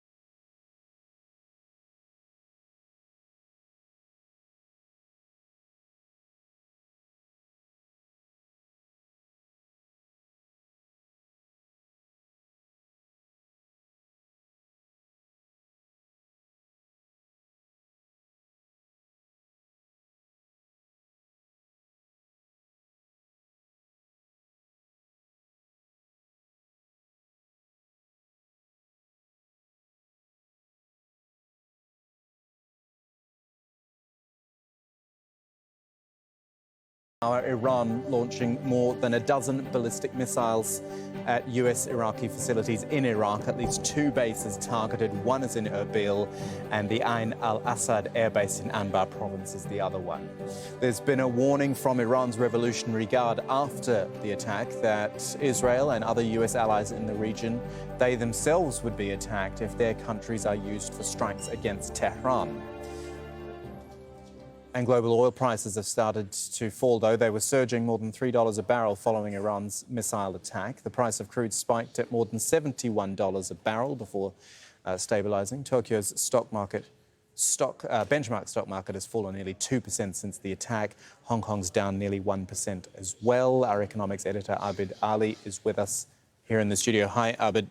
This is absolutely no surprise, I guess, that Strait of Hormuz, that tiny little area where, what is it, 20% of the world's oil goes through? Yeah, 34 million barrels every single month go to the United States through that particular strait. And if there had been an attack on or a blockage of the Straits of Hormuz, then, we would see oil prices shoot up to $150 a barrel, and that would be catastrophic for the global economy. But what we have seen is a very limited strike on bases in Iraq, and that has been somewhat of a relief to the market. So initially we saw the markets fall by 2.2% in Japan, but that has recovered. We expected US markets to open lower by possibly about 1.7%, but futures again have pared back. And all this because of President Trump's latest tweet, which said, all is well, yeah. And so that has kind of calmed things down. If there was an immediate response from the United States, then we could have seen an escalation, and we could have seen markets going even further. It's interesting because I feel if this sort of attack, as you've said, it's a very limited attack in Iraqi air bases, but I almost feel like if this had happened 10 years ago, there would have been an immediate freak out on the markets and the oil. But things have changed now, haven't they? Oil's not coming out of this. Sanctions on Iranian oil. America's become more oil dependent, so it seems the market can cope a little better now. I think that there's a coping mechanism. Now, one thing that's happened is that nearly 88% of trading is done by computers. And computers are getting wiser to what's happening. They're picking up on news headlines, tweets, and everything else that's going on, and they're making assessments as to how far to push things. And the initial reactions from computer trading would have been an overreaction, but because of AI, computers are becoming more. I know it's bizarre, but computers are thinking through things a lot more, and there's been a measured response to this. So I think that should be seen in a good context, because there has been a huge amount of concerns that if there is an unexpected event in the world, then computers could overreact, and that could have a knock-on effect to economic events as well. Just to go back to the original point we made about Iran itself and the Strait of Hormuz, that's its weapon, isn't it? People talk a lot about asymmetrical warfare in the Middle East, and that's its sort of ace in the hole, that it can... Well, I think another ace in the hole was the fact that, it hit Aramco facilities back in September, and we did see a spike in oil prices then as well. But again, we haven't seen the kind of reaction. If there was an all-out war, economists and oil market watchers are expecting oil prices to hit about $80 a barrel, and we certainly are nowhere close to that. And we've seen oil prices come down from the $71 it hit earlier today as well. So things have calmed down, and hopefully they will remain that way. OK. Abid Ali is our economics editor at Al Jazeera, looking at the reaction on the markets and the oil. Thank you, Abid. Let's look at a little more context as far as the US military presence in the Middle East. This is obviously key. The US has been in this region for decades. It has now about 60,000 troops deployed across 20 countries, bases and facilities in the region, including Bahrain, the United Arab Emirates, Jordan and Syria. Kuwait specifically has more than 13,000 US military personnel. It's got an army headquarters, 2 air, 1 naval. And then the largest US military base in the Middle East is here in Qatar. It houses another 13,000 troops. And more specific to what we've seen today, Iraq, an estimated 6,000 US troops, which includes in the Green Zone, where the US Embassy in Baghdad was recently attacked. Glenn Carl with us now, former Deputy National Intelligence Officer for Transnational Threats at the CIA. Hope I got that title right. He's with us on Skype from Boston. Glenn, thank you for your time. I know it's getting late there as well. I mean, take us through... I was going to ask you a reaction to the attack, but maybe more your reaction to Donald Trump's measured reaction so far. Well, the happy incident so far has been that he has stayed away from the cameras. He issued his characteristic tweet, but even there, one would have to say that although characteristic, because he presents himself as always on top of everything and everything going swimmingly, in this instance, it serves to reassure. So when combined with what I think most of us are coming to assess as a remarkably calibrated response by the Iranians. The tweet indicates that so far we are avoiding the worst spiral downward that was easily imaginable. But then you think about the Soleimani attack itself, which has technically triggered this reaction. That was supposedly the worst case scenario option that was presented to Donald Trump. It was put in there to make the other options look good, and he went for that very major option. So look, I guess the point I'm making is that you cannot predict where either of these sides are going to go. Well, none of us have a crystal ball, and particularly in a situation where the slightest misunderstanding or miscue can have truly horrific, irrevocable consequences, that we all should be on edge, certainly. Trump is very bombastic. We all know that, and has so far refrained in general from putting into effect his rhetoric with regard to North Korea, or so far, in this case, with regard to Iran. He even has been relatively restrained. Now, don't misunderstand me to be speaking in praise of Donald Trump, but until the Soleimani assassination, he had talked tough and actually been relatively restrained in military actions. The sanctions have been severe. So we can't predict where this will go, but at least for the last 6 hours, both parties seem to be seeking to avoid the abyss. Does Donald Trump also have a big picture problem? He was the president who said, no more endless wars. We're going to get our troops out of the region, and that's always a great thing for a president at home to be able to bring troops home. In fact, more troops are going there. They're being moved around the region, and we're getting, it looks like, closer to the idea of a conflict. Yes, well, you're making the error that all of us have made. I've tried to avoid making it, which is to seek some sort of coherent explanation for what Donald Trump says and does. And I'm not being facetious, unfortunately. There is no coherent strategic policy to find. Pompeo, the Secretary of State, claims that there is, but he is blowing smoke. Trump is a visceral, superficial mind whose only interest is in what he believes makes him appear tough and successful from one moment to the next. He is otherwise a combination of some attitudes. He's an isolationist, that is true, and a nationalist, but he really knows virtually nothing, and there is not a strategy. Thus, the dilemma for the Iranians in all of this since he's been elected is what does he seek? Sanctions have gone up, and we killed Soleimani, and we've never liked the United States, what Iran does through its proxies in the Middle East. But beyond that, it's unclear what Trump seeks. That's not surprising. So everyone is disoriented because you can't react rationally to something that almost doesn't exist in a rational way. I also think about, and we'll hear from Donald Trump in the morning, hopefully, and it's not just Donald Trump, it's Secretary Pompeo, it's Defense Secretary Esper as well. It's about how they choose to interpret this. Mohammad Javad Zarif, the Iranian foreign minister, said Iran took and concluded, past tense, concluded proportionate measures. That could be interpreted as saying, right, we're done, we've reacted to the killing of Soleimani and we don't want anything more. But there's always the likelihood of Donald Trump saying, no, you hit us back, we'll hit you back. Escalation rather than retaliation. Yeah, absolutely.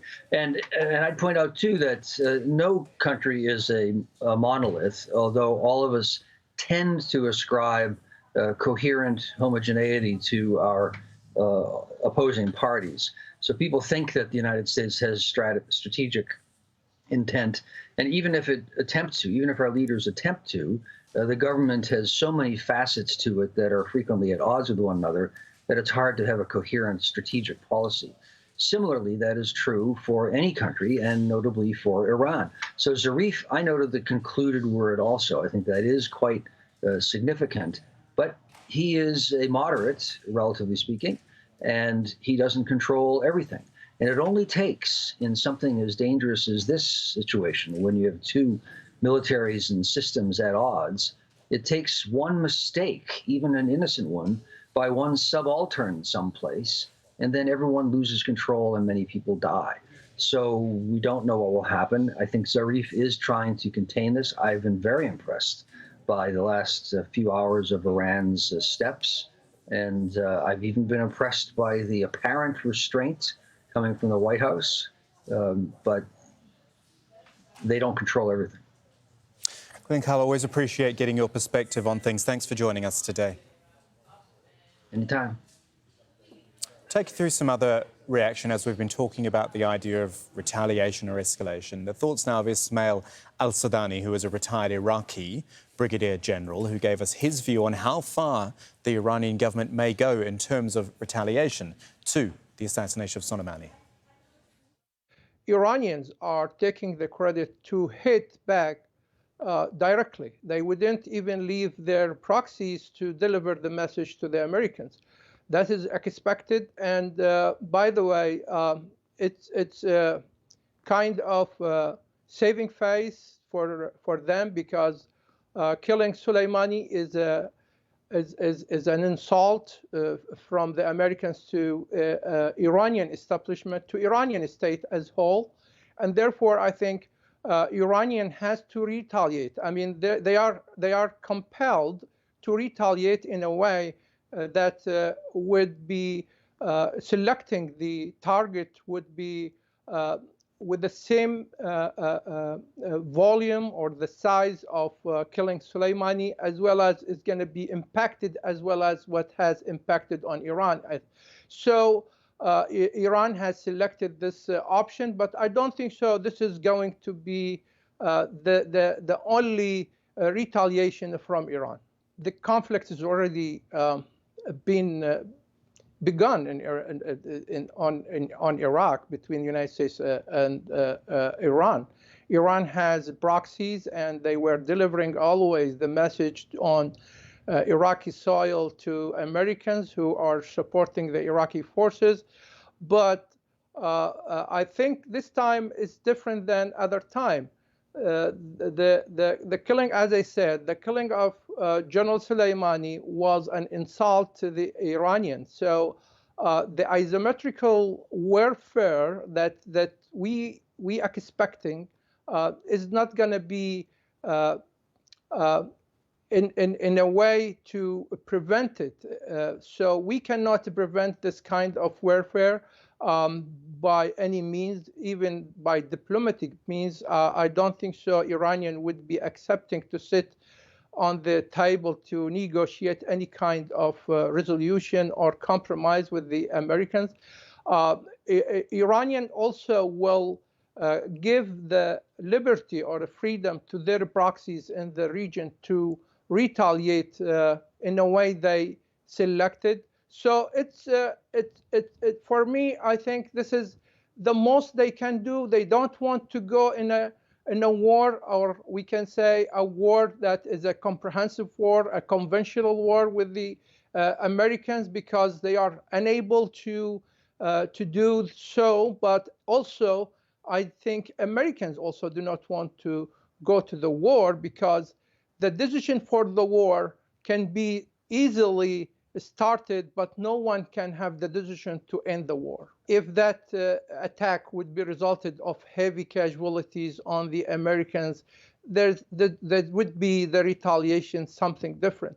If there would be no casualties, it's only minor casualties or materialistic casualties, then the retaliation will be different also. So it depends on the evaluation aftermath of the attack and how the American would be reacting towards this kind of attack.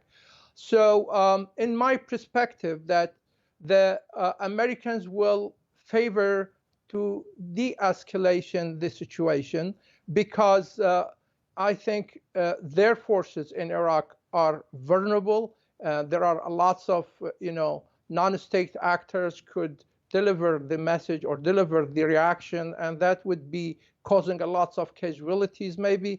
And therefore, I think United States will go for de-escalation of the situation. Time to remind you of all the developments as we know them out of the Gulf this Wednesday. Iran launching more than a dozen ballistic missiles at 2 Iraqi air bases which host US forces. One is in Erbil, the other it is the Ain al-Assad air base in Anbar province. Also, Iran's Revolutionary Guard issued a warning to Israel and other US allies in the region, saying they will be attacked if their countries are used for strikes against Tehran. Straight to Baghdad now. Osama bin Javaid is our correspondent who's been covering this one since the early hours. Osama, take us through it. Well, Kamal, in the early hours of the morning, we heard news that Iranian IRGC commanders are confirming that they have launched missiles at Iraq. And in the hours leading up to now, we got confirmation from Iraqi security forces, as well as the US president, that 2 bases in Iraq, one in Anbar province, the Ain al-Assad base, and the other one in Erbil were hit. There's no reports of the US base being hit in Erbil, but we've seen reports of rockets and fuselage landing in agricultural areas in Erbil. We've also been hearing about some sort of material damage in Ain al-Assad base, which is a major logistics hub and a sprawling complex where at any given time hundreds of coalition US as well as Iraqi troops are present. It is a very important logistical hub as well as a place where we've visited as well, from where drone flights as well as other aircraft take off and land. So this is where we are. We have heard about some casualties, the fear of some casualties from Iraqi sources, but so far nothing has been confirmed. There's been a lot of confusion because apart from the messages that we've been getting from Pentagon, the US president,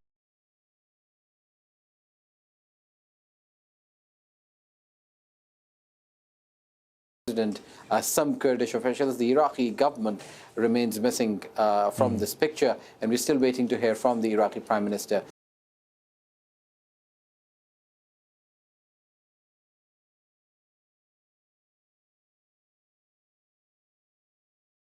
And security officials about what happened and what are they going to do about it. Could you just clarify for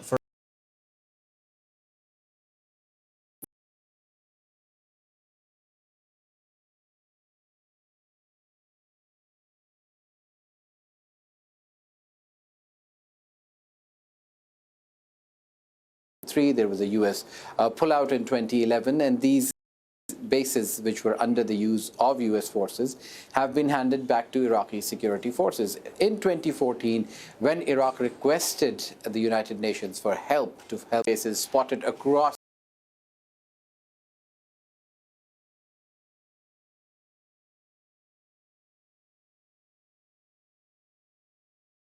Iraq, some in Baghdad, some close to Baghdad, and further afield in the north and the south as well. There are some Iranian news outlets who've been sharing possible targets that are being used by coalition members. So these bases now, after the defeat of ISIL, are mostly based for recon missions where drones and other aerial equipment flies out to make sure that ISIL is not regrouping. And since the assassination of Qasem Soleimani, all of those operations have been suspended, as well as the operation to train Iraqi troops. That is the point that the Iraqi Prime Minister was making as well, that now that the mission has changed for what the Iraqi government asked international troops to do. They're having to protect themselves against attacks from within and outside of Iraq, and it will be an additional burden on Iraqi security forces to defend them. Thank you, Osama bin Javaid in Baghdad. Let's look at Iran now, and not to forget where all of this started, the assassination of Qasem Soleimani, and we've got pictures here of the burial ceremony for the Iranian military chief who was killed in that US airstrike on Friday. His death, as I say, sparking this latest escalation in tension between the US and Iran. This was supposed to conclude yesterday, but of course there was that stampede which killed upwards of 40 people during the funeral procession. And Other news out of Iran as well, unrelated at this stage, certainly. A Boeing 737, which belonged to Ukraine International Airlines, has crashed due to technical problems. This happened just after takeoff in the capital, Tehran, which is where Asad Beg is for us now. Just quickly, Asad, I know there's not a huge amount of information, but can you tell us what you've heard so far? So we've heard that the spokesperson for the aviation authority here has confirmed that Boeing 737 has crashed shortly after takeoff.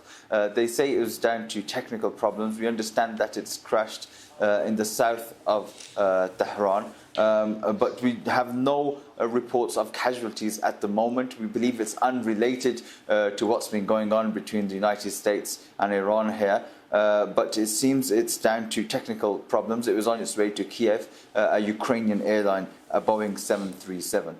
OK. Thank you for keeping us up to date on that one. And if you do get any more, let us know. Let's talk about events in, well, reaction in Iran as well. We talked about Donald Trump's tweet a little bit earlier where he said, well, all is fine. A sort of different, perhaps more nuanced reaction from the Iranians, from the foreign minister. Yes, he cited the UN Charter. He said that this was a defensive measure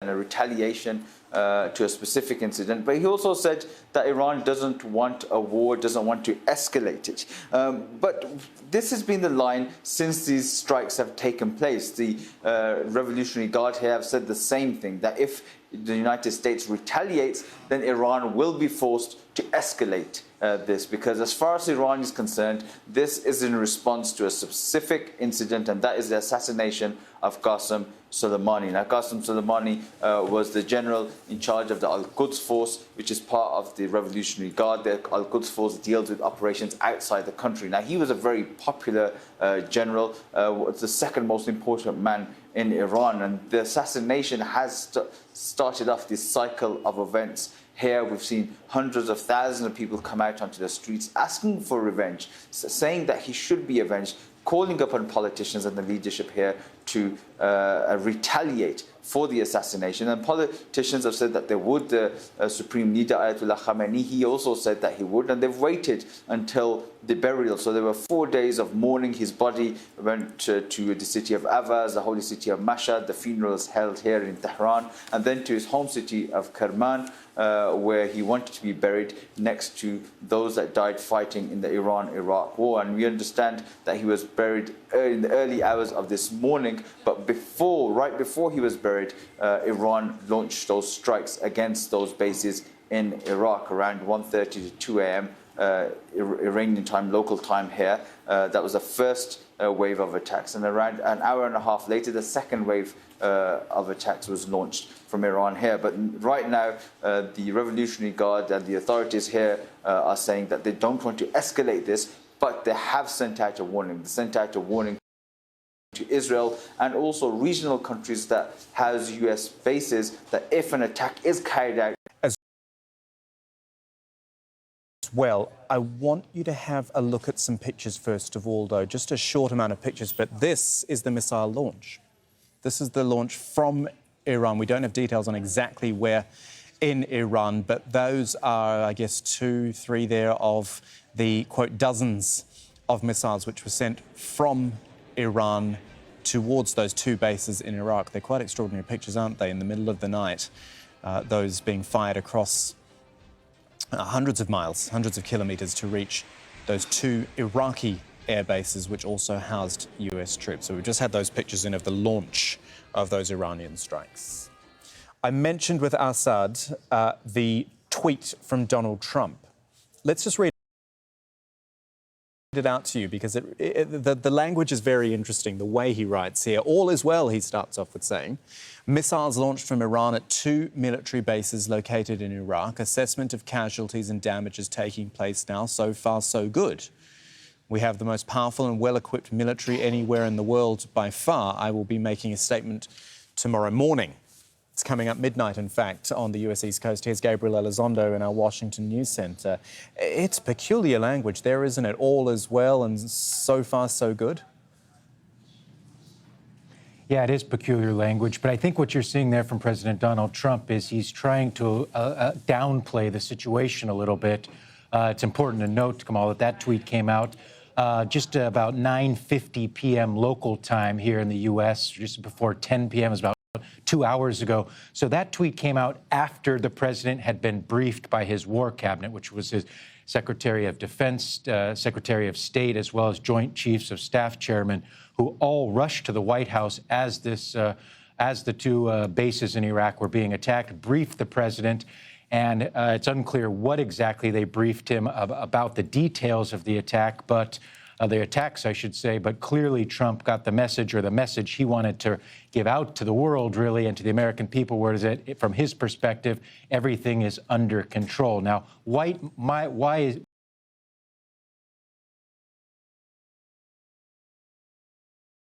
might he be saying this? You know, there was talks that the president could be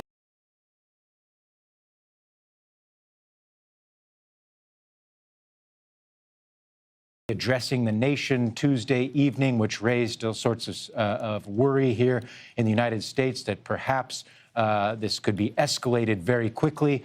But what we're seeing now is perhaps a pause. The White House is dark right now. The press office at the White House is completely closed. We're not expected to hear any more statements from any more government officials and from the Pentagon or the White House this evening until Wednesday morning local time here. So what I think you're getting the sense of here is that without the Pentagon confirming all of this, we're hearing that no U.S. troops were killed, but we still haven't heard from about any of the damage to U.S. assets on either of these bases. But clearly, I think the sense that you're getting here from the Pentagon, at least in the early assessment of this, is that this could have been much worse. Clearly, I think if for example, a mess hall full of American soldiers was hit and there were significant American casualties, you'd probably be seeing a much different reaction coming out of the White House right now. So I think that's why you're seeing, from Washington's standpoint, from Trump's standpoint, putting a pause on this right now. Yeah, and that's what the Iranians, I guess, were hoping to see, is the fact that, and they say it, that this is a retaliation for the death of Qasem Soleimani, not an escalation. I notice also the language from some of the US players, the likes of Secretary Pompeo, Secretary of State Pompeo and Secretary of Defense Mark Esper, is to say, we don't want an escalation. They're quite keen to say that, but then in the same breath they say, but we'll defend ourselves. Yeah, earlier on Tuesday, Pompeo did say, this is before the bases were attacked in Iraq, he did say we don't want escalation. He said we're trying to de-escalate the situation. We seek a diplomatic solution. That was kind of the language we were hearing out of Washington on Tuesday.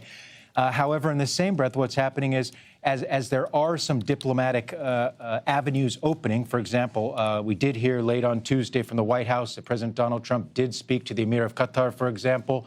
There are 10,000 U.S. troops in Qatar, a very strategically important ally to the United States, but also, as you know very well, a neighbor to Iran as well.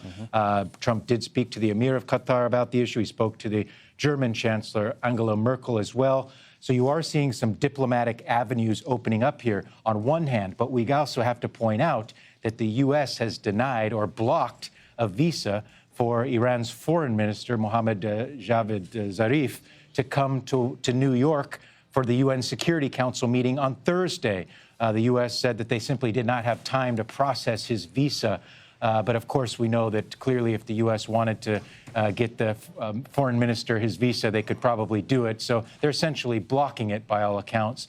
So that certainly does not bode well for opening up diplomatic avenues in that sense. So you're seeing a little bit of playing both ends of the spectrum here, if you will. But I do think you are seeing an opportunity potentially for some diplomatic avenues, and as they say, an off-ramp here for both sides, Iran and the United States, to come to some sort of talks.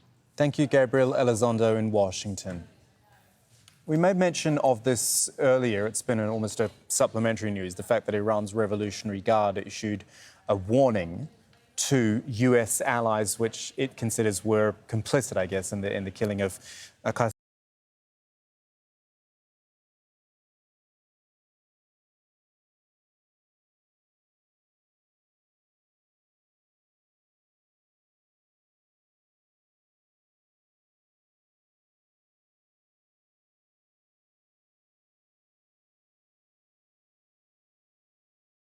Soleimani, and that includes Israel. Harry Fawcett in West Jerusalem.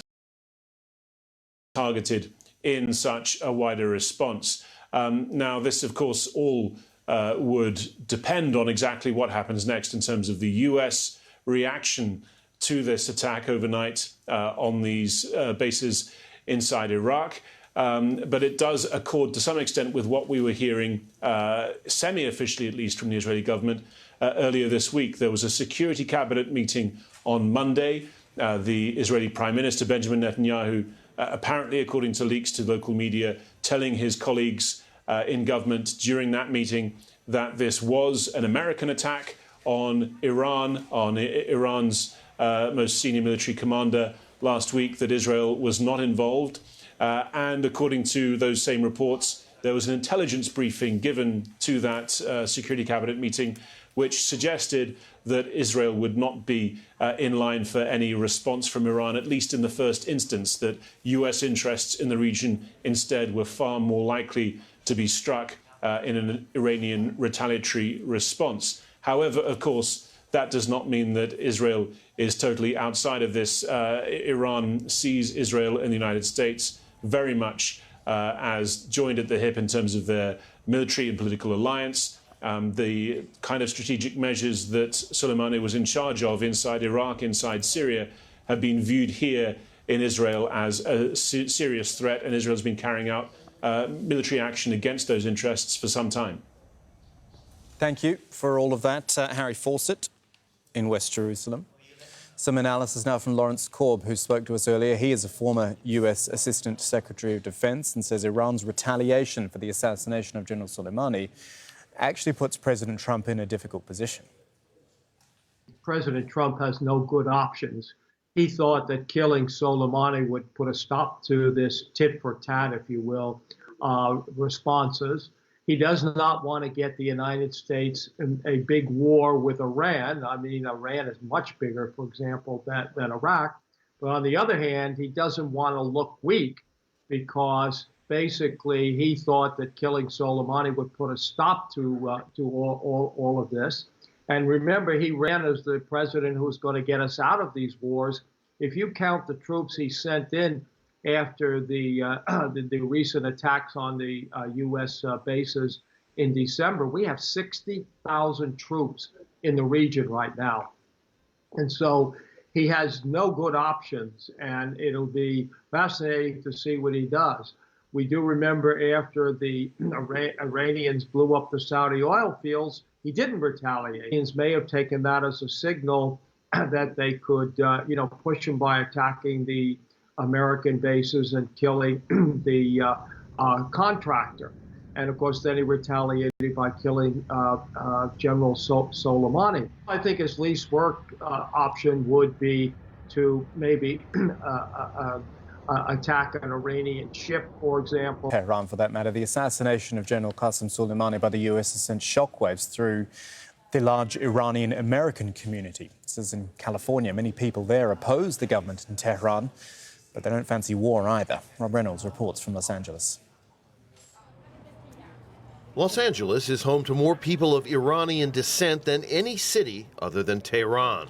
The crisis over the assassination of General Qasem Soleimani has cast a fearful shadow over these sunlit streets.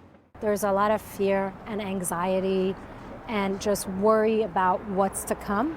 People are worried about yet another war in the region, in their homeland, impacting their family and loved ones. In a Farsi-language bookshop on Westwood Boulevard, proprietor Sam Begzadeh says President Trump is only interested in his own political ambitions.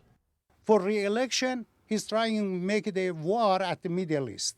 And because of that, he made everything unsafe at the whole world. President Trump is not a military man. President Trump is not a politician. Maybe he was a businessman. He doesn't understand anything. He's brainless. Travel agent Michael Amiri says the crisis has affected his business. A lot of people, they are canceling their reservation, or if they go already, they want to return as soon as possible.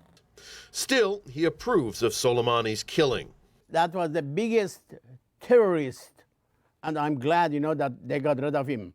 By contrast, the National Iranian-American Council condemned the assassination. Extremely reckless and extremely irrational. Several days ago, Los Angeles area Iranian Americans took part in a protest rally over the assassination.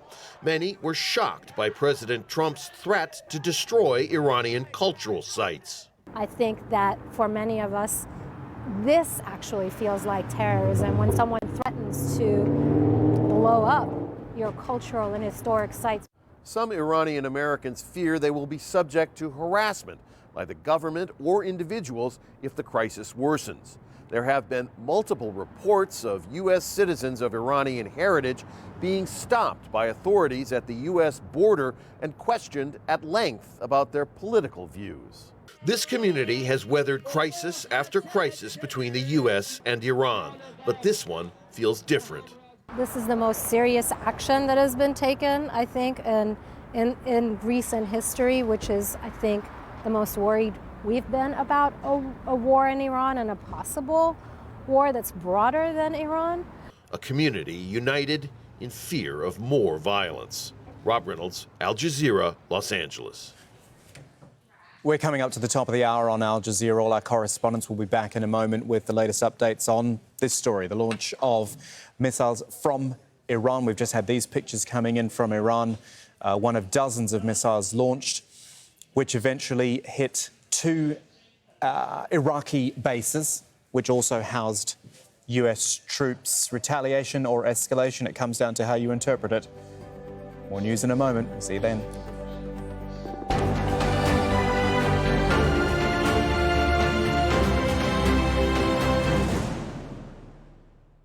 Talk to Al Jazeera.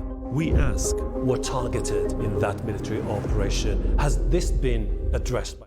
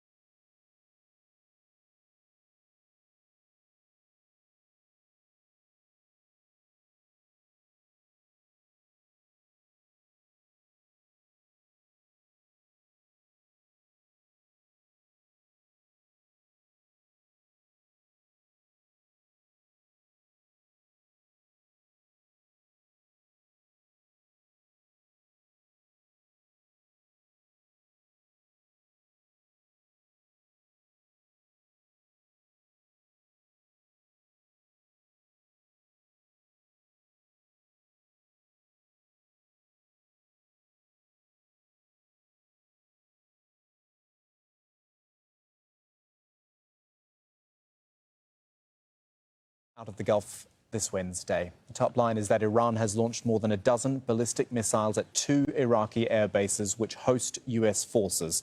This is in response to the assassination of the Iranian General Qasem Soleimani, who was killed in a US drone strike on Friday. It's the Ain al-Assad air base in Anbar province which was hit. Also another air base in Erbil was targeted. No word yet on any casualties. But Iran's Revolutionary Guard has also warned of a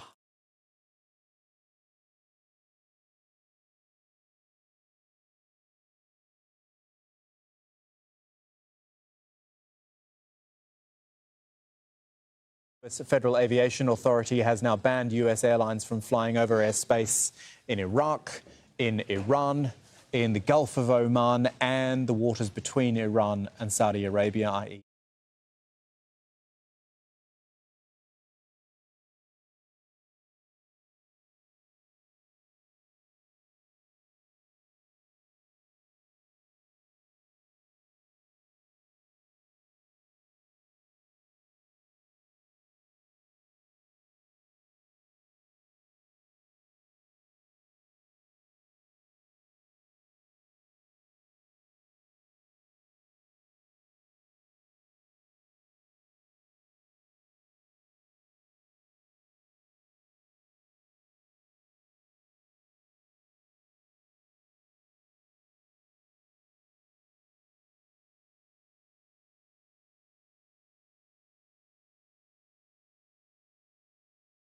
Being fired from Iranian state TV, which was later on confirmed by Iraqi security forces. More than a dozen of them landed in damage at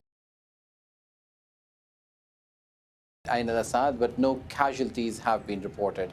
It is one of the most significant bases in Anbar province. It's a sprawling complex which houses at least a few hundred troops from coalition as well as the United States, and then in addition to Iraqi security forces as well. So we've been hearing reaction from everywhere, but the Iraqi government so far officially has not responded. Through the night, we've been in touch with political and security sources who've been telling us about what has been happening. But the Iraqi government, the last time we heard from it, was from the Iraqi Prime Minister late hours of a Tuesday evening, where he told cabinet ministers that the only way to get out of this situation is to follow the advice that he gave to the parliament, which was to make foreign troops leave his country.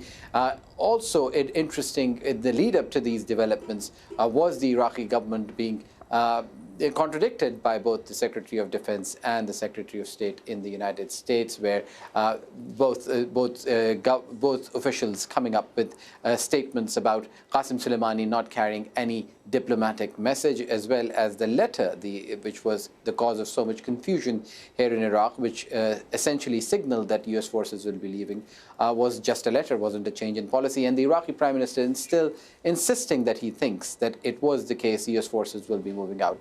But in the last few hours, you've seen the kind of response that we've had from all sides. The Kurdish Prime Minister also tweeting that he's spoken to the US Secretary of State and suggested some options to de-escalate the situation.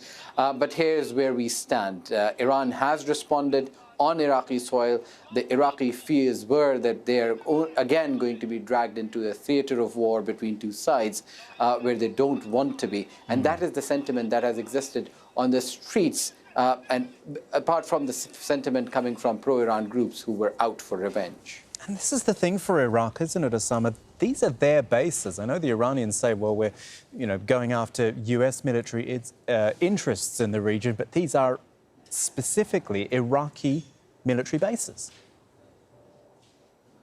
Well, that is what the Iraqi government has been saying, that it is precisely the reason why it wants foreign troops to leave, because its facilities are being used. Again, because it asked the foreign troops to come here in 2014 when it was trying to fight ISIL.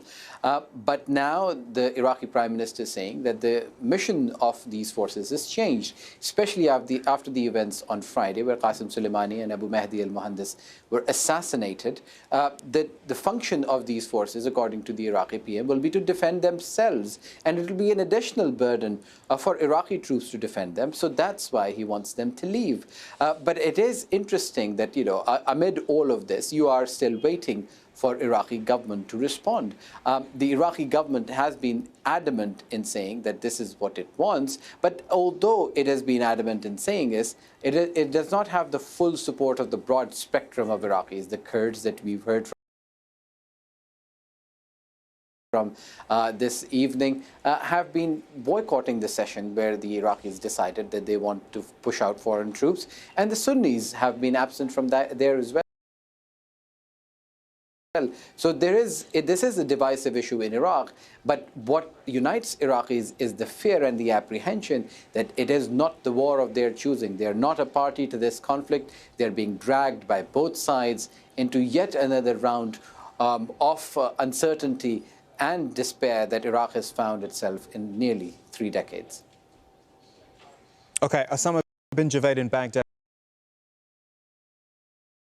With the update, thank you for that. And now we move on to Iran. Asad Beg is our correspondent in Tehran. Asad, I'd like us to just scrutinise a little bit the response that we've had from the Iranian Foreign Minister Mohammad Javad Zarif. I'll just read out his tweet, which says, Iran took and concluded proportionate measures in self-defence under Article 51 of the UN Charter, targeting the base from which cowardly armed attack against our citizens and senior officials were launched. We do not seek escalation of war, but will defend ourselves against any aggression. That last line, that's not terribly surprising. I think even the US is saying that as well. We don't want a war, but we'll fight one if we have to. The first words interest me, where he said Iran took and concluded, past tense. Is that the Iranians saying, we're done here, we've retaliated for the assassination of Soleimani, and that is ideally where we'd like to leave it? Absolutely. They've been under tremendous pressure from the public here to retaliate, to seek revenge for the assassination of Qasem Soleimani. And this was not, we all knew that it was a matter of when, not if, Iran would react to the assassination. Now, as far as Iran is concerned, they've fired these missiles. There's been 2 waves of missiles they've fired towards the United States forces, and that's it. However, if the United States respond, then we will see a reaction from Iran. We've had a Revolutionary Guard commander with a few lines just moments ago, and he said that the retaliatory measures were the most simple and the weakest scenario Iran had to punish the United States. And if they show a silly reaction, then there will be a bigger response. Now, there's been tough talk coming out of Iran for the last few days, but there's been popular support for revenge. But right now, where we stand right now is that as far as Iran is concerned, they've reacted. If the United States carries out any attacks against Iran, then Iran will be forced to escalate. That's what the Revolutionary Guard is saying. They've sent warnings out to regional countries that host United States bases, saying that if an attack is carried out using those bases, then those countries will become a target. They've sent a warning to Israel, saying that they don't see any difference between Israel and the United States. And Iran, although the United States has overwhelming firepower, Iran does have the ability to change the face of the Middle East. They have proxies and militias in Iraq, they have Hezbollah in Lebanon, they have the Houthi rebels in Yemen, they have militias in Syria. But also strategically, where Iran is placed in that Strait of Hormuz, that important waterway that sees 20% of the world's oil passing through, at its most narrowest point between Iran and Oman is only 33 kilometers wide, and the shipping lanes are only 3 kilometers wide. And Iran has always threatened to say that if there is a war, Iran would close down the Strait of Hormuz. Asad, just a quick word, if you don't mind, as well, on Qasem Soleimani's funeral, the burial, which was supposed to happen yesterday. Of course, there was that stampede which killed upwards of 40 people, and so it was postponed. What's been happening today, then?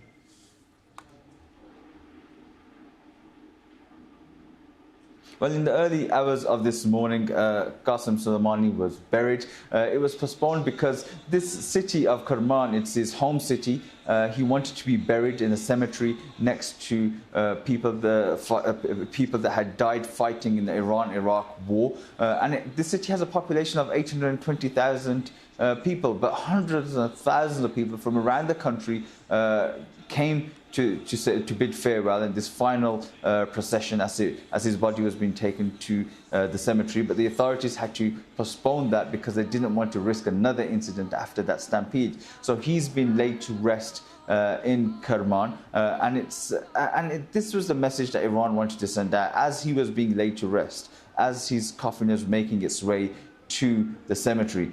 Iran responded, and that's the message that Iran had to send out. This is the population, many people are asking for revenge, and Iran used Iranian weapons. They've made it very public. They said that it was them that carried out these attacks, and we do expect the Supreme Leader Ayatollah Khamenei to speak later on today. Thank you, Asad Beg, for the update from Tehran. And just a statement we've had from the Iranian, or the Chief of Staff of the Iranian Armed Forces, just quickly.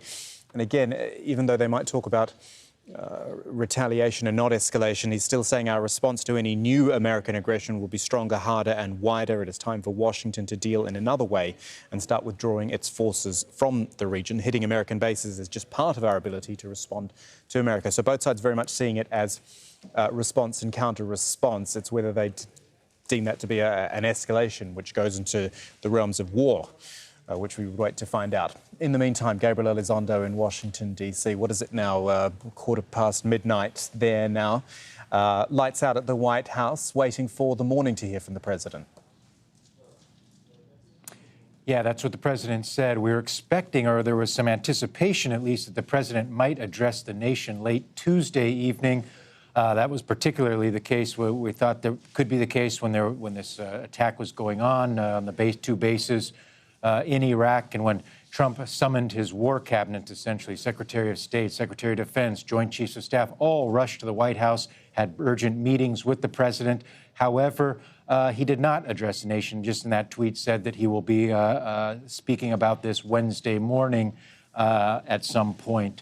So this all really capped an evening here that was really quite hectic, and as it was everywhere else as well. But right now, I think the scene is we do not expect to hear any more from the White House this evening here local time, or from the Pentagon. What you're seeing now is by the Pentagon is a damage assessment of exactly what happened in terms of how many missiles hit the bases, what kind of damage was done exactly on those bases. And I think that's what we have not heard from the Pentagon yet. I think the first thing the Pentagon was doing was trying to assess, were any American service members killed or injured? That appears to not be the case. So I think that immediately took a little bit of the urgency or the pressure off, if you will. And I think that's why you're seeing Trump's tweet basically saying all is well, kind of putting a pause on this, at least until Wednesday morning when he decides to address this issue further then. What about some of the other U.S. players then, the likes of Secretary of State Mike Pompeo, Secretary of Defense Mark Esper? Yeah, we heard on Tuesday from many administration officials, all with the same message, that they wanted to de-escalate the situation, they wanted to pursue, de-escalate tensions, they wanted to find a diplomatic solution to this, and then, of course, the missile attacks on the two bases. So on one side, you're still hearing administration officials wanting to talk about de-escalating it. We saw even from President Trump, we heard from a readout from the White House saying that he spoke to the Qatari Emir Tamim bin Hamad Al Thani about the situation. He spoke also to the German Chancellor Angela Merkel as well. So I think you're seeing some diplomatic avenues being pursued in Washington. But with that said, on the other hand, the Iranian foreign minister was planning to come to New York to attend the United Nations Security Council meeting on Thursday. However, the State Department so far has denied his visa to attend that.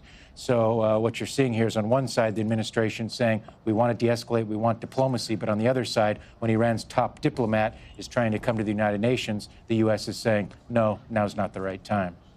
Gabriel Elizondo's in Washington with the update. Thank you.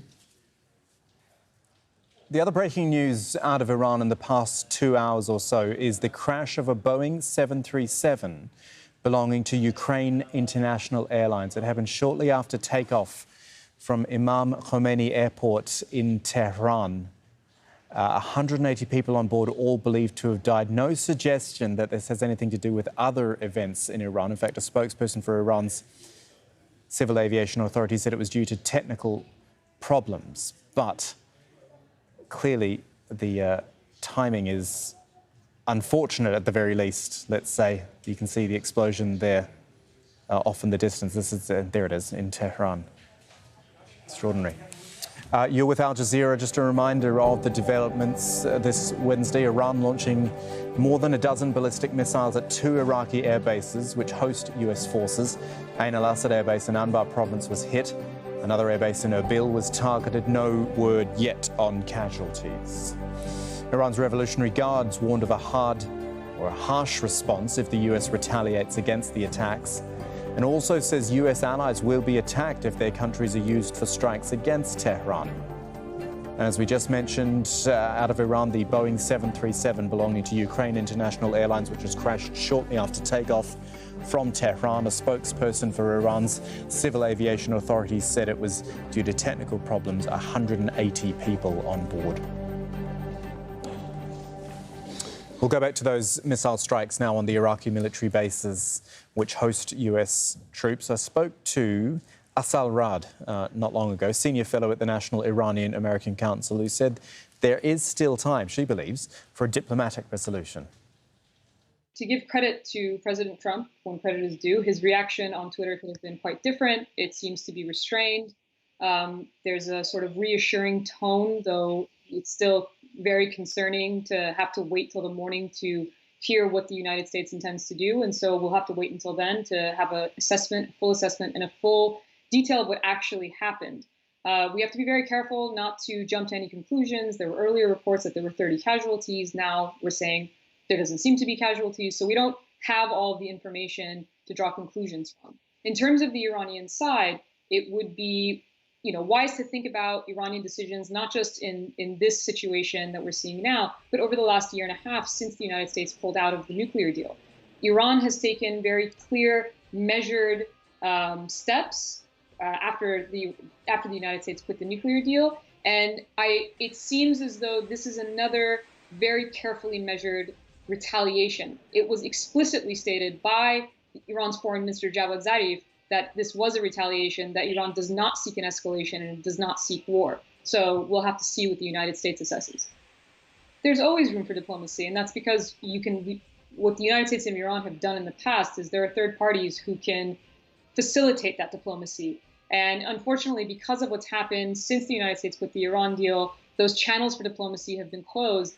But there is always room for diplomacy before we hit a full-scale conflict. It's very important to remind ourselves that this is not a full-scale conflict. For the same thing that we reminded ourselves just 5 days ago, when the U.S. assassination of Qasem Soleimani was carried out, this is still not a full-scale conflict, and that has to be emphasized. There's still a road for diplomacy.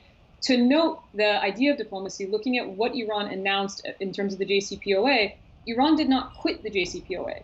The decision that they made to reduce their last limitation was something that they had decided before the assassination of Soleimani. So this was, again, a series of steps that Iran had planned to take. Specifically, in their statement, they said that if sanctions were lifted and all parties returned to the deal, they would return to the deal as well. So that means the framework of the deal is still in place, and that deal is emblematic of diplomacy. Oman has played a role as mediator in the past. You have Japan, who's tried to play a role. The French president has tried to play a role. At this point, really, any party that can communicate between the two sides should intervene, because whatever conflict, whatever escalation could occur is not something that will be isolated to Iran and the United States. Of course, everybody knows that it will have extreme blowback within the region itself. But the consequences go further than that. This is really an issue of global impact. And so we need those parties to intervene. Well, following the missile attacks, the US Federal Aviation Authority, the FAA, has now banned US airlines from flying over airspace in Iraq. Iran, the Gulf of Oman and waters between Iran and Saudi Arabia. So we're looking at Flight Radar 24 here showing some of the Gulf traffic. Big hubs in this area, as you will know, in Dubai, here in Doha and Abu Dhabi as well. And a lot of US carriers do come through the region. So we're just keeping an eye on how busy or not the skies are. They will still have planes in the sky, obviously, from other airlines, because this applies only at this stage to US airlines. It's come from their own Federal Aviation Authority. Aviation analyst Kyle Bailey spoke to us early to explain the potential impact, though, of that decision.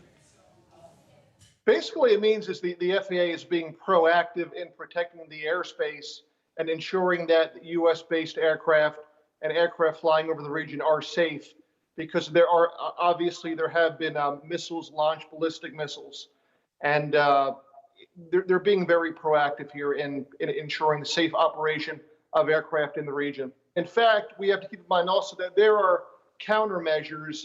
So if a ballistic missile is launched, the opponents actually have defensive measures on the ground to try to intercept those missiles that are being launched. And quite often those are heat-seeking missiles. So also if those are, if an airliner is giving off a heat signature from its engines, it could possibly interfere with the countermeasures from what's intercepting those missiles, and could quite, in fact, hit a commercial aircraft flying overhead in the region. It would primarily affect, I would think, long-range international flights, where you might have some kind of fuel constraints for long-haul flights. But I think for short-haul flights, I think it pretty much would be business as usual for the most part. But yet, obviously, there will be some lost time for some quite minor diversions as a result of this airspace being blocked. My feeling is, there's a lot of uncertainty now on if there is or if there's not going to be a reaction until the FAA is confident that everything is settled down as far as the possibility of any projectiles or any kind of arms going up into the air through the airspace. When that risk is 100% eliminated, I feel that the FAA will, possibly will lift the restriction on commercial aircraft. As far as restrictions go, I'm not aware of any typically no-fly zones in the area. But for example, if security is lax in a particular area based on, civil unrest or conflict, the State Department will put out directives to U.S. passengers warning them of the particular activity that is happening, such as civil unrest or any kind of war activity, and that would be issued by usually the U.S. Department of State. Well, far from the streets of either Baghdad or Tehran, the assassination of General Qasem Soleimani by the US really sent shockwaves through a large Iranian-American community in California. Rob Reynolds looks at that story from Los Angeles. Los Angeles is home to more people of Iranian descent than any city other than Tehran. The crisis over the assassination of General Qasem Soleimani has cast a fearful shadow over these sunlit streets. There's a lot of fear and anxiety and just worry about what's to come. People are worried about yet another war in the region, in their homeland, impacting their family and loved ones. In a Farsi-language bookshop on Westwood Boulevard, proprietor Sam Begzadeh says President Trump is only interested in his own political ambitions.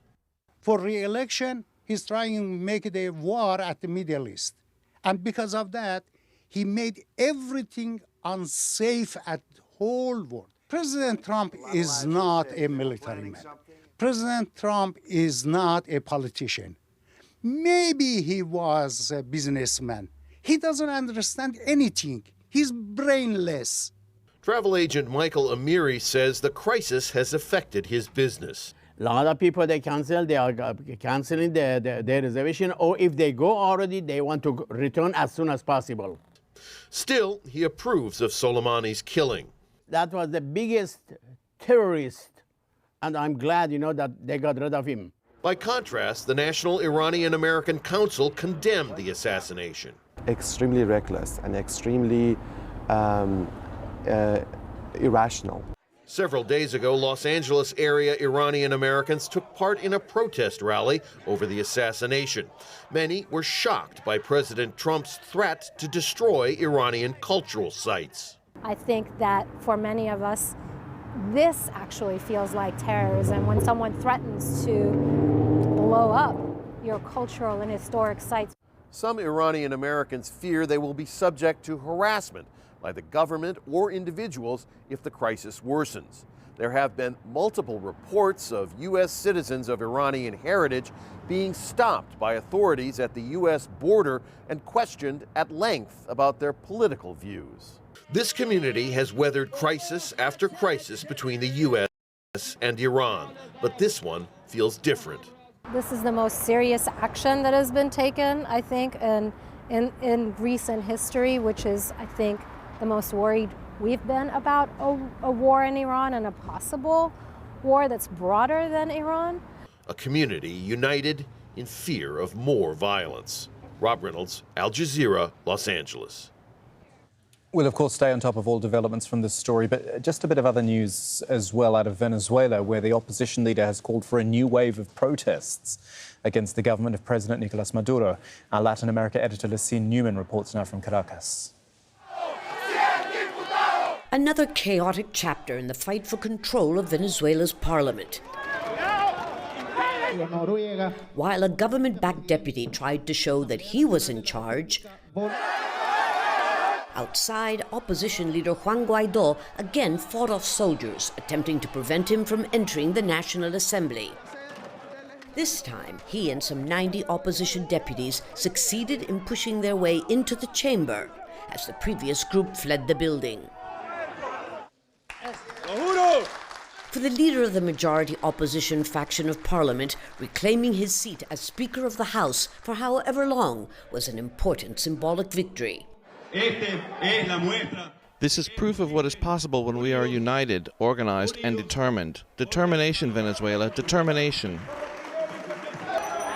But the opposition may be overstating its victory. What's obvious is that President Nicolas Maduro could have employed far more force, as he did on Sunday, to prevent Juan Guaidó and his deputies from entering this legislative palace. The government, of course, will argue that the opposition has every right to take its seats in the chamber, but just as ordinary deputies, not as the leaders of parliament. But there's likely a more strategic objective: to regain control of the only institution not under Maduro's command.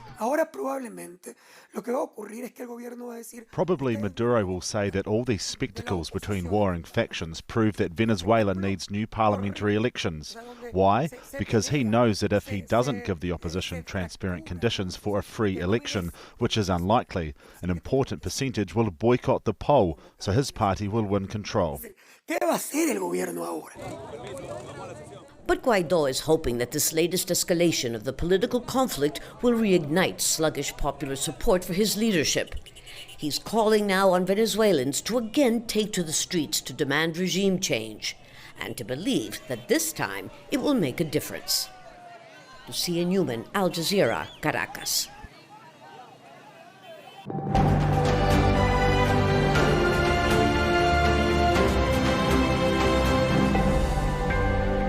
Very busy Wednesday here on Al Jazeera. Let's take you through the developments with Iran launching more than a dozen ballistic missiles at 2 Iraqi air bases which host U.S. forces. It is in response to the assassination of Iranian General Qasem Soleimani, who was killed in a U.S. drone strike on Friday. Ain al-Assad air base in Anbar was also hit, and Erbil, an air base in Erbil, was targeted. There's been no word yet on casualties, but Iran's Revolutionary Guard has warned of a harsh response if the U.S. retaliates against the attacks. It also says U.S. allies will be targeted if their countries are used for strikes against Tehran. Osama bin Javed has more from Baghdad. We started getting reports of missiles being fired from Iranian state TV, which was later on confirmed by Iraqi security forces. More than a dozen of them landed in the Ain al-Assad base in Anbar province. Multiple missiles landed near U.S. bases in Erbil as well. The Iranians saying that all of their missiles hit the targets, but so far no reports of damage at U.S. facilities in Erbil or at Ain al-Assad. We've been hearing of some material damage at Ain al-Assad, but no casualties have been reported. US President Donald Trump has responded to the strikes, tweeting all is well, and said an assessment of casualties and damage was taking place. Senior Republican Senator Lindsey Graham, though, called the strikes an act of war. And the US Federal Aviation Authority has now banned US airlines from flying over airspace in Iraq, Iran, the Gulf of Oman and the waters between Iran and Saudi Arabia. It cites, quote, the potential for miscalculation or misidentification. And other breaking news from Iran in the past 2 hours, the crash of a Boeing 737 belonging to Ukraine International Airlines. This happened shortly after takeoff from Imam Khomeini Airport in Tehran. 180 people on board, all believed to have died. No suggestion this has anything to do with other events in Iran. Back with more for you in about 25 minutes' time. The story of a British-Italian man experiencing life close up